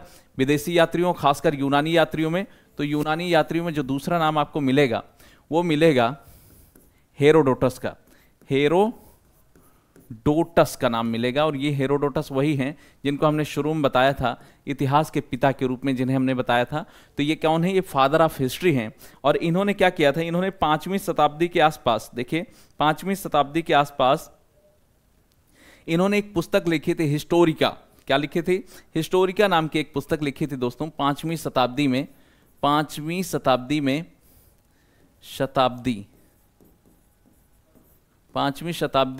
में इन्होंने क्या किया था? यस, 5वीं शताब्दी में नहीं, 5वीं शताब्दी ईसवी पूर्व में। कब? तो यस, 5वीं शताब्दी ईसवी पूर्व में, 5वीं शताब्दी ईसवी पूर्व में इन्होंने क्या किया था? एक पुस्तक लिखी थी हिस्टोलिटिका। क्या लिखी थी? हिस्टोलिटिका। क्या लिखा था? Yes, Historica. यस, क्या लिखा था? हिस्टोरिका नाम से। आपको थोड़ा सा इसको मैं साफ कर दूं, अदरवाइज आपको प्रॉब्लम होगी देखने में। चलिए लिखते हैं फिर से। क्या लिखा था इन्होंने? हिस्टोरिका। हिस्टोरिका, हिस्टोरिका नाम के इन्होंने एक पुस्तक लिखी, और इस हिस्टोरिका नाम की पुस्तक में इन्होंने ये बताने की कोशिश की कि जो भारत है, तो भारत के जो संबंध है ईरान से किस प्रकार के संबंध बताए। इन्होंने बताया कि भारत और ईरान के संबंध हैं, और साथ ही इनका जो है इनका विवरण भी बहुत ज़्यादा जो है अनुश्रुतियों और अफवाहों से भरा हुआ था। यानी इनका विवरण कैसा था? अफवाहों से भरा हुआ था, अनुश्रुतियों से जो इन्होंने सुन रखा था, क्योंकि प्रॉपर कभी भारत में आकर इन्होंने रचना नहीं की, कभी ये भारत प्रॉपर आए नहीं, और जब कोई भारत आएगा नहीं तो भारत को कैसे सही से जान पाएगा, भारत को सही से वो समझ कैसे पाएगा? तो भारत को इन्होंने सही से समझा नहीं, लेकिन इन्होंने पुस्तक जरूर लिख दी। किस नाम से? हिस्टोरिका नाम से इन्होंने पुस्तक लिखी, और उसी पुस्तक में इन्होंने भारत और ईरान के संबंधों के बारे में इन्होंने बताया। इसी कारण इनकी पुस्तक को भी बहुत, या फिर इनके इतिहास लेखन को हम लोग बहुत भारत के जानकारी के सोर्स के रूप में बहुत अच्छा नहीं मानते हैं। नेक्स्ट हमारे पास देखने को मिलेगा जो सिकंदर आया था। आप जानते हैं सिकंदर कौन है? अलेक्जेंडर जो आया था, उसके साथ भी कुछ लोग विदेशी यात्री भारत आए थे। उन विदेशी यात्रियों का नाम आपको देखने को मिलेगा, जैसे अरिस्टोबुलस है, नियार्कस है, ठीक है, इस तरह के आपको नाम जो है नियार्कस, अरिस्टोबुलस, और साथ ही आनेसिक्रिटस नाम के जो है ये विदेशी यात्री खासकर अलेक्जेंडर के साथ आए थे, और इन्होंने भी भारत के इतिहास को जानने की कोशिश की और उसके बारे में अपनी राय लिखी। तो ठीक है, एक हमारे पास बड़ा ही इंपॉर्टेंट व्यक्ति आता है अब हम लोग जिसकी बात करेंगे, जो हमारे एग्जाम के लिए भी बहुत जरूरी है और हमारे लिए जानना चाहिए। एक व्यक्ति आता है जिसको हम लोग क्या बोलते हैं? मेगास्थनीज बोलते हैं, मेगास्थनीज। तो मेगास्थनीज आता है, और ये कब आता है? तो ये आता है चंद्रगुप्त मौर्य के समय पर आता है। और ये आप देखते हैं जो हमारे पास अलेक्जेंडर है, सिकंदर है, सिकंदर का एक सेनापति था, ठीक है। उस जब सिकंदर यहाँ से वापस जा रहा था तो उसने अपने एक सेनापति को यहाँ पर अपने जीते हुए क्षेत्रों पर कब्जा बनाए रखने के लिए यहाँ पर उसने अपने एक सेनापति को नियुक्त कर दिया। और सेनापति को जैसे ही नियुक्त किया तो उसके सेनापति का नाम था सेल्यूकस निकेटर। क्या नाम था? तो ये सेल्यूकस निकेटर से मेगास्थनीज कौन है? यह है सेल्यूकस निकेटर। सेल्यूकस निकेटर का ये राजदूत है, ये राजदूत है। और ये किसके दरबार में आया था ये राजदूत? तो ये आया था, देखिए ये राजदूत आया था किसके दरबार में? तो मेगास्थनीज आया था चंद्रगुप्त मौर्य के दरबार में, चंद्रगुप्त मौर्य के दरबार में आया था। और इसी के विवरण से हमें पता चलता है, इसी के विवरण से पता चलता है हमें कि चंद्रगुप्त मौर्य ने सेल्यूकस निकेटर को हरा दिया था और सेल्यूकस निकेटर की बेटी हेलेना से विवाह किया था। बदले में उसे 500 हाथी दे दिए थे, 500 हाथी बदले में दे दिए थे सेल्यूकस निकेटर को। और चंद्रगुप्त मौर्य के दरबार में आया था मेगास्थनीज, ठीक है। और इसकी पुस्तक एक बहुत इंपॉर्टेंट है जिसका उल्लेख आपको बार बार देखने को मिलेगा। इसकी पुस्तक का क्या नाम है? इंडिका नाम है। क्या नाम है? इंडिका। इंडिका इसकी पुस्तक का नाम है। और इस इंडिका पुस्तक में ही इसने बहुत सारी भारत के बारे में चीजें बताई हैं। जैसे इसने क्या बताया है कि भारत जो है 7 प्रकार के भारत में डिविजन्स देखने को मिलते हैं, जैसे सेना, किसान, राजा। इस तरह से इसने बताया कि भारतीय समाज 7 भागों में बटा हुआ है। किस में बताया है? इसी इंडिका में इसने बताया है कि भारतीय समाज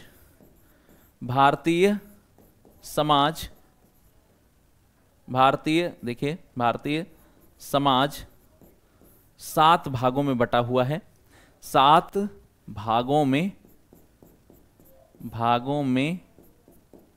बटा है, ठीक है, 7 भागों में बटा है। और इसमें इन्होंने ये बताने की कोशिश की है कि भारतीय समाज में जो आप जानते हैं कि जो होते हैं गुलाम या फिर इस तरह के जो व्यवस्था है वो नहीं थी। कोई जो है भारतीय इस समय भारत के इतिहास के इस दौरान समाज में कोई गुलाम टाइप का व्यवस्था नहीं थी, ये इन्होंने बताया है, ठीक है। तो आगे बढ़ेंगे और एक बात आगे हम लोग और बढ़ते हैं, विदेशी यात्रियों के विवरण को देखते हुए आगे बढ़ते हैं और हम लोग नेक्स्ट पॉइंट देखेंगे। तो हमारे पास और भी बहुत सारे, अभी तो हमने देखा, क्या देखा हमने देखा ये जितने भी हैं हाँ, जितने भी हमने देखा अभी तक ये यूनानी दार्शनिकों या यूनानी लोगों के विवरण को हमने देखा। अब हम लोग थोड़ा सा और आगे बढ़ते हैं। एक हमारे पास और यूनानी है जिसको हम लोग बोलते हैं डाइमेकस। ठीक है, तो देखिए नेक्स्ट पॉइंट देखिए, डाइमेकस के बारे में जान लीजिए। डाइमेकस, तो डाइमेकस कौन है? तो डाइमेकस देखिए कौन है, ये भी राजा एंटियोकस। देखिए आप देखिए कौन है ये, तो ये हमारे पास सीरिया के एक नरेश थे। सीरिया जो आजकल काफी समस्या में ग्रसित है या समस्याओं से जूझ रहा है, या फिर बसद अल असद की जो सरकार वहां पर है, वो कितने 20-25 सालों से उसी की सरकार बनी हुई है। और उसके कारण आप देखते हैं कि कई सारी समस्याएं आपको उधर से रूस बशर अल असद को सपोर्ट करता है, अमेरिका किसी और को सपोर्ट करता है, उसे कई सारी समस्याएं देखने को मिल रही हैं उस क्षेत्र में। लेकिन एक समय पर सीरिया का राजा था, क्या नाम था उसका? एंटियोकस। क्या नाम था उस सीरिया के नरेश को? Syrian Naresh, Syrian Naresh Antiochus. क्या नाम था उसका? एंटियोकस। तो एंटियोकस था, और इस एंटियोकस का राजदूत बनकर डाइमेकस आया। किसके दरबार में आया? तो आप जानते हैं कि ये आया तो देखिए डाइमेकस यह सीरियन नरेश था और एंटियोकस का राजदूत था। ये कौन? ये एंटियोकस का डाइमेकस एंटियोकस के राजदूत के रूप में आया। डाइमेकस सीरियन नरेश एंटियोकस के राजदूत के रूप में आया, राजदूत के रूप में भारत आया। ठीक है, भारत आया। और ये किसके दरबार में आया बताइए जरा? तो ये आता है हमारे पास किसके दरबार में आएगा? चंद्रगुप्त के बाद उसका पुत्र था जिसका नाम क्या है? बिंदुसार। तो ये बिंदुसार के दरबार में आता है। बिंदुसार, ये आता है बिंदुसार के दरबार में। ये आता है कौन? डाइमेकस। डाइमेकस आता है बिंदुसार के दरबार में। और इससे ये पता चलता है कि भारत और सीरिया के हमारे संबंध, क्या पता चलता है कि भारत और सीरिया के संबंध उस समय से प्रगाढ़ हैं। उस समय से एक दूसरे के राजदूत एक दूसरे के यहाँ आया जाया करते थे। तो ये आपको यहाँ से भारत के बारे में बहुत सारी जानकारियाँ मिलती हैं। ठीक है, आगे बढ़ेंगे और देखेंगे हमारे पास और कुछ हमारे पास विवरण हैं। उन विवरणों में हम लोग देखते हैं, जैसे एक हमारे पास नाम आता है, हाँ, डायोनीसियस। ठीक है, तो ये आप देखेंगे मिस्र का एक राजा था, मिस्र का एक देखिए डायोनीसियस। ठीक है, ये देखिए डायोनीसियस, ये डाइमेकस था, ये डायोनीसियस है। और डायोनीसियस क्या करता है? ये है मिस्र का राजा, मिस्र का एक शासक है फिलाडेल्फस। मिस्र का एक राजा जिसे हम लोग क्या बोलते हैं? फिलाडेल्फस। और फिलाडेल्फस जो है ये इसके राजदूत टॉलमी फिलाडेल्फस। तो मिस्र के राजा टॉलमी फिलाडेल्फस। ठीक है, ये फिलाडेल्फस है। डायोनीसियस मिस्र के राजा फिलाडेल्फस का राजदूत था। और ये मौर्य वंश के अशोक के समय आया, मौर्य वंश के अशोक के साम्राज्य में आया। अशोक के समय ये भारत पर आता है। और इस समय भारत की स्थितियां क्या थी, भारत की राजनीतिक व्यवस्था क्या थी, उन सारी चीजों के बारे में ये भी जानकारी देता है। ठीक है, इसके अलावा आप देखेंगे और भी हमारे पास कुछ नाम हैं, जैसे टॉलमी। इसने दूसरी शताब्दी में, टॉलमी ने क्या किया? भारत का भूगोल नाम से पुस्तक लिखी थी टॉलमी ने, दूसरी शताब्दी में। तो आइए चलते हैं थोड़ा सा और आगे। तो देखिए एक व्यक्ति है जिसको हम लोग बोलते हैं टॉलमी। तो ये दूसरी शताब्दी में ये क्या करता है? भारत का भूगोल नाम से पुस्तक लिखता है। और इसकी पुस्तक से भी हमें भारत के बारे में जानकारियां मिलती हैं। और भी कई सारे हमारे पास चीजें आ जाती हैं, जैसे आप देखेंगे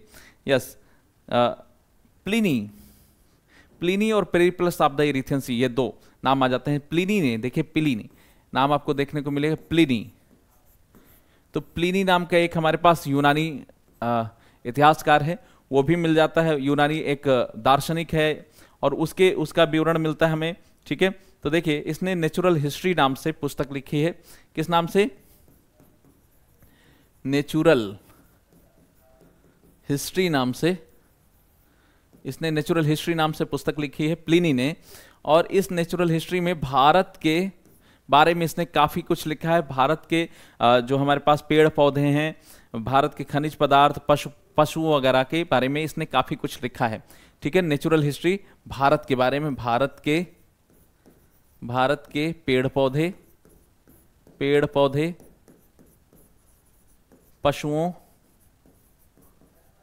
पशुओं और औषधियों के बारे में, औषधियों के बारे में इसने लिखा है। किसने? प्लिनी ने लिखा है। एक हमारे पास और बचता है जिसको हम बोलते हैं Periplus of Erythraean Sea, Periplus of Erythraean Sea, Erythraean Sea नाम की एक पुस्तक हमें मिलती है, लेकिन इसके लेखक का नाम हमें ज्ञात नहीं है। लेखक का नाम हमें मतलब किसी को ज्ञात नहीं है, लेकिन इसने भारत के बारे में बताया कि भारत जो है नाव बनाने, भारत जो है बहुत इस तरह के क्षेत्रों में भारत काफ़ी आगे था। ठीक है, तो ये 80 ईस्वी में हिंद महासागर की यात्रा पर आया था और इसने भारत के बंदरगाहों और व्यापारिक वस्तुओं के बारे में इसने काफ़ी कुछ जानकारियाँ दी हैं। तो ये हो गया। अब हम लोग थोड़ा सा आगे बढ़ेंगे, चीनी यात्रियों के विवरण जो काफ़ी इंपॉर्टेंट है हमारे एग्जाम को ध्यान में रखते हुए। तो चलिए चीनी यात्रियों के विवरण देख लेते हैं। तो देखिए, यस, चीनी यात्रियों का विवरण।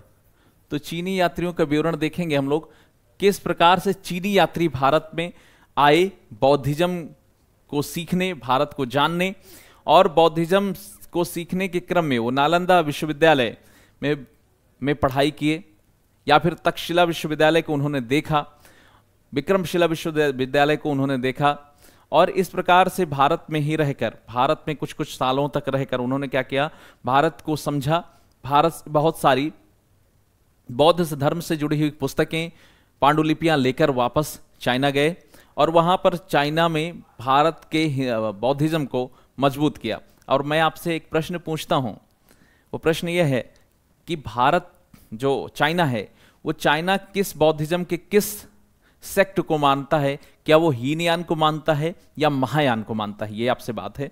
तो चलिए आगे बढ़ते हैं और देखिए, सबसे पहला नाम आपको देखने को मिलेगा फाहियान। और ये कौन था? फाहियान। चीनी यात्रियों में पहला नाम है फाहियान का, फाहियान। और ये फाहियान कौन था? ये चीनी यात्री था।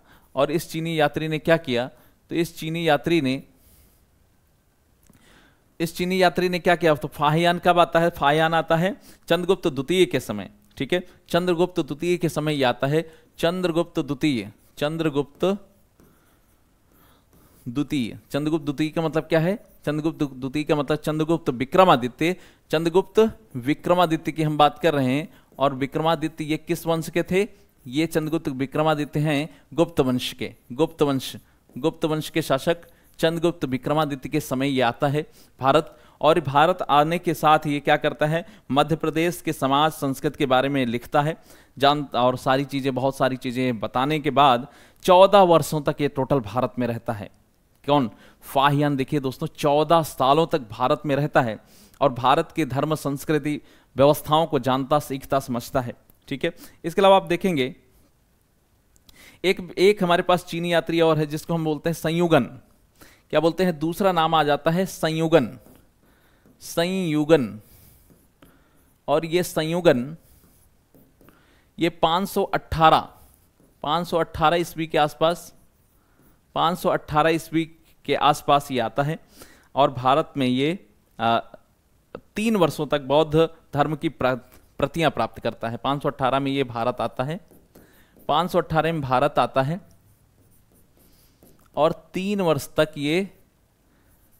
तक ये बौद्ध धर्म से संबंधित प्रतियां, बौद्ध धर्म से संबंधित पुस्तकें इकट्ठा करता है। ठीक है, इसके अलावा देखेंगे तीसरा नाम आपको देखने को मिलेगा चीनी यात्रियों के विवरण में। तीसरा नाम आपको क्या देखने को मिलेगा? वो देखने को मिलेगा आपको ह्वेनसांग। ये काफी फेमस नाम है, ह्वेनसांग। और ये ह्वेनसांग देखें तो हर्षवर्धन के समय भारत आते हैं। हर्षवर्धन के समय भारत आते हैं। और इसके समय भारत आने के बाद तो इनका टाइम पीरियड आप देखेंगे तो 629 ईस्वी में भारत आते हैं, 629 ईस्वी में भारत के लिए निकलते हैं, और एक साल बाद 629 में भारत के लिए निकलते हैं, और 630 में भारत आते हैं, 630 ईस्वी में ये भारत पहुंचते हैं। और भारत पहुंचने के बाद हर्षवर्धन से मिलते हैं, प्रयाग में एक जो है संगीत, प्रयाग में एक जो है बौद्ध सभा होती है, एक धर्म सभा होती है, उसकी ये अध्यक्षता करते हैं। ठीक है, इसके अलावा आप देखेंगे कि ये आपको नालंदा विश्वविद्यालय में भी इन्होंने पढ़ाई की है। नालंदा विश्वविद्यालय में इन्होंने अध्ययन करने के बाद बौद्धों के जो है पवित्र जो ग्रंथ हैं उनको इन्होंने इकट्ठा किया, और उसका जो है उसको इकट्ठा करने के बाद इन्होंने उसको वापस लेकर चाइना गए।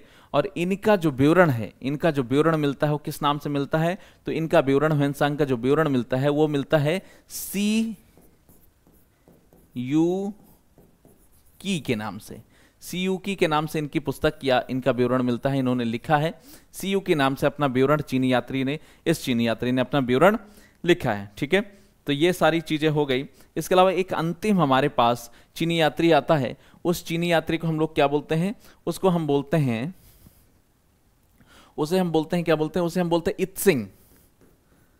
इत्सिंग। ये अंतिम चीनी यात्री है जो इस दौरान आता है, इस दौरान मध्यकाल में ये अंतिम चीनी यात्री है जो आता है। मध्यकाल इसको नहीं बोलेंगे, एंशिएंट इंडिया में ये आता है, जो हमारे पास करीब करीब 7वीं शताब्दी के आसपास आता है। यानी कि हमारे पास आप देखेंगे इसका time period, original time period क्या है, तो इसका ओरिजिनल टाइम पीरियड है 7वीं शताब्दी। ठीक है, 7वीं शताब्दी का मतलब यह है 699 के आसपास आता है, 7वीं शताब्दी में ये आता है। और साथ ही ये भी क्या करता है, जो हमारे पास विक्रमशिला विश्वविद्यालय था और नालंदा विश्वविद्यालय है, तो नालंदा विश्वविद्यालय जब ये आता है तो उस समय नालंदा विश्वविद्यालय के जो कुलपति होते हैं वो आचार्य शीलभद्र होते हैं, और आचार्य शीलभद्र से ये मिलता है। और मिलने के बाद जो है बौद्ध धर्म और दर्शन से संबंधित कई सारी चीज़ों को सीखने के बाद यहाँ से वापस जाता है। कहाँ जाता है, तो विक्रमशिला विश्वविद्यालय जाता है, और वहाँ भी ये अपना समय काफ़ी गुजारता है, वहाँ भी चीज़ें ये सीखता है। ठीक है, ये हो जाता है हमारे पास। अब हम लोग चलेंगे आगे, अरब हमारे पास कौन कौन से यात्री आए और उनका क्या विवरण है, इस बात को हम समझेंगे, फिर क्लास को यहीं एंड करेंगे। अरब यात्री, ठीक है, तो देखिए अरबी लेखक हमारे पास कुछ हैं जिनका विवरण हम लोग जान लेते हैं। अरबी लेखकों का हमारे पास कुछ विवरण है, अरब यात्रियों का विवरण है, जिनमें आपको सबसे पहले अल-बरूनी दिखेगा। कहाँ, कौन, अल-बरूनी। तो अल-बरूनी, तो ये अल-बरूनी है कौन दोस्तों, तो ये अल-बरूनी है मोहम्मद बिन कह रहा हूं मैं, आप देखिए तो आपको देखने को मिलेगा अल-बरूनी जो है गजनवी के साथ भारत में इंटर करता है, और ये वास्तव में ख्वारिज्म का शासक था, ये ख्वारिज्म या खीव का था। तो कहाँ का था ये, ख्वारिज्म, आपको देखने को मिलेगा, एक मिनट रुकेंगे, यस, देखिए ख्वारिज्म का था ये, कहाँ का, ख्वारिज्म। आपको मैं बताता चलूं, ख्वारिज्म आज का जो तुर्कमेनिस्तान है वो जो है ख्वारिज्म था, तुर्कमेनिस्तान। ठीक है, ये वहां से आया, और इसने प्रॉपर भारत के उपनिषदों को, भारत के संस्कृति को, भारत के कल्चर को, भारत में संस्कृत सीखा, भारत की बहुत सारी चीजों को इसने क्या किया, पर्सियन में अरबी में इन्होंने क्या किया, सारी चीजें इन्होंने पढ़ा, समझा, सीखा और उसका अनुवाद भी किया। ठीक है, तो चलिए इनकी एक रचना है जो सबसे फेमस है, उसको हम लोग क्या बोलते हैं, उसको बोलते हैं किताबुल हिंद या तहकीके हिंद के नाम से इनकी पुस्तक है। किताबुल हिंद, किताब उल हिंद, किताबुल हिंद, या इसी को हम लोग क्या बोलते हैं, तहकीके हिंद, तहकीके हिंद। और इसमें, इस पुस्तक में इन्होंने, जिसको हम लोग क्या बोलते हैं, भारत एक खोज या भारत की खोज नाम से पुस्तक को इन्होंने क्या किया, इन्होंने लिखा, और उसमें भारत के बारे में बहुत सारी इन्होंने चीज़ें लिखी, जैसे भारत के त्योहारों के बारे में, भारत के धर्म के बारे में, भारत में जो दर्शन की व्यवस्था लागू थी, कानून, मूर्तिकला, विधियों, सभी के बारे में इन्होंने बहुत सारी चीज़ें इसमें लिखी है। ठीक है, चलिए नेक्स्ट पॉइंट हमारे पास देखेंगे, एक हमारे पास अरब यात्री और है, अरबी लेखक में आपने देखा, पहला नाम आपको यहां पर देखने को मिलेगा अल-बरूनी, दूसरा नाम आपको देखने को मिलेगा इब्न बतूता, इब्न बतूता। तो देखिए इब्न बतूता मोरक्को का निवासी था। कहाँ का? मोरक्को का निवासी था। और ये 1333 ईस्वी में जब मोहम्मद बिन तुगलक, मोहम्मद बिन तुगलक भारत में शासन कर रहा था, उस दौरान ये भारत आता है। मोरक्को का इब्न बतूता मोरक्को का निवासी था, ठीक है, और ये मोरक्को का थे। 1333 ईस्वी में ये मोहम्मद बिन तुगलक के शासनकाल में आता है, और मोहम्मद बिन तुगलक इसकी विद्वता से प्रभावित होता है और इसको क्या करता है? दिल्ली का काजी नियुक्त कर देता है। दिल्ली का काजी नियुक्त कर देता है। काजी मीन्स एक प्रकार से न्यायाधीश नियुक्त कर देता है, ठीक है। और बाद में ये भी करता है, बाद में इसको जो है चाइना में अपना राजदूत बनाकर, चीन में अपना राजदूत बनाकर मोहम्मद बिन तुगलक भेजता है, ठीक है। किसको? इब्न बतूता को। साथ ही एक बात और आपको ध्यान रखना है कि इसकी जो पुस्तक है, इब्न बतूता की जो पुस्तक है, उसको हम लोग किस नाम से जानते हैं? तो रेहला के नाम से जानते हैं। रेहला के नाम से इसकी पुस्तक को हम जानते हैं।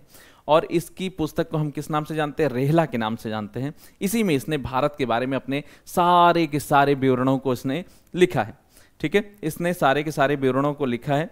आगे बढ़ेंगे और अन्य प्रकार के हमारे पास कुछ लेखक हैं, कुछ विचारक हैं जिन्होंने भारत के बारे में लिखा है। जैसे मैं आपको एक नाम बताता चलूं, जैसे तारानाथ हैं।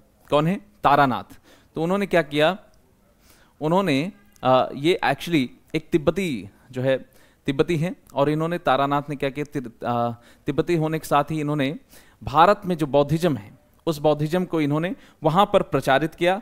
और वहां पर इन्होंने दो पुस्तक, केंग्यूर और तंज्यूर नाम से, तंग्यूर किस नाम से? जैसे अब देखिए तीसरा नाम तारानाथ है, तारानाथ। लेकिन ये एक्चुअली तिब्बती थे और इन्होंने दो पुस्तकें लिखी, तंग्यूर और कंग्यूर। और इसके माध्यम से इन्होंने भारत से अपने जो है संबंध स्थापित किए, भारत से अपने संबंध मतलब बौद्धिज्म से अपने संबंध स्थापित किए, और इन दो पुस्तकों की रचना की। इन जो पुस्तकें हैं, इनके माध्यम से भी भारत के बारे में हम लोग जानकारी लेते हैं, ठीक है। तो इस प्रकार से हमने अपने इस जो सोर्सेस वाले पूरी सारी चीजें हैं, उसको हमने आपको प्रोवाइड कर दिया है। आज आपको मैंने इन चीजों के बारे में बताया। कल से जस्ट इसके आगे ही हम लोग क्लास को कंटिन्यू करेंगे, ठीक है दोस्तों। ऐसे ही आपको क्लास डेली मिलेगी। Thank you so much. अभी के लिए टेक केयर। जय हिंद।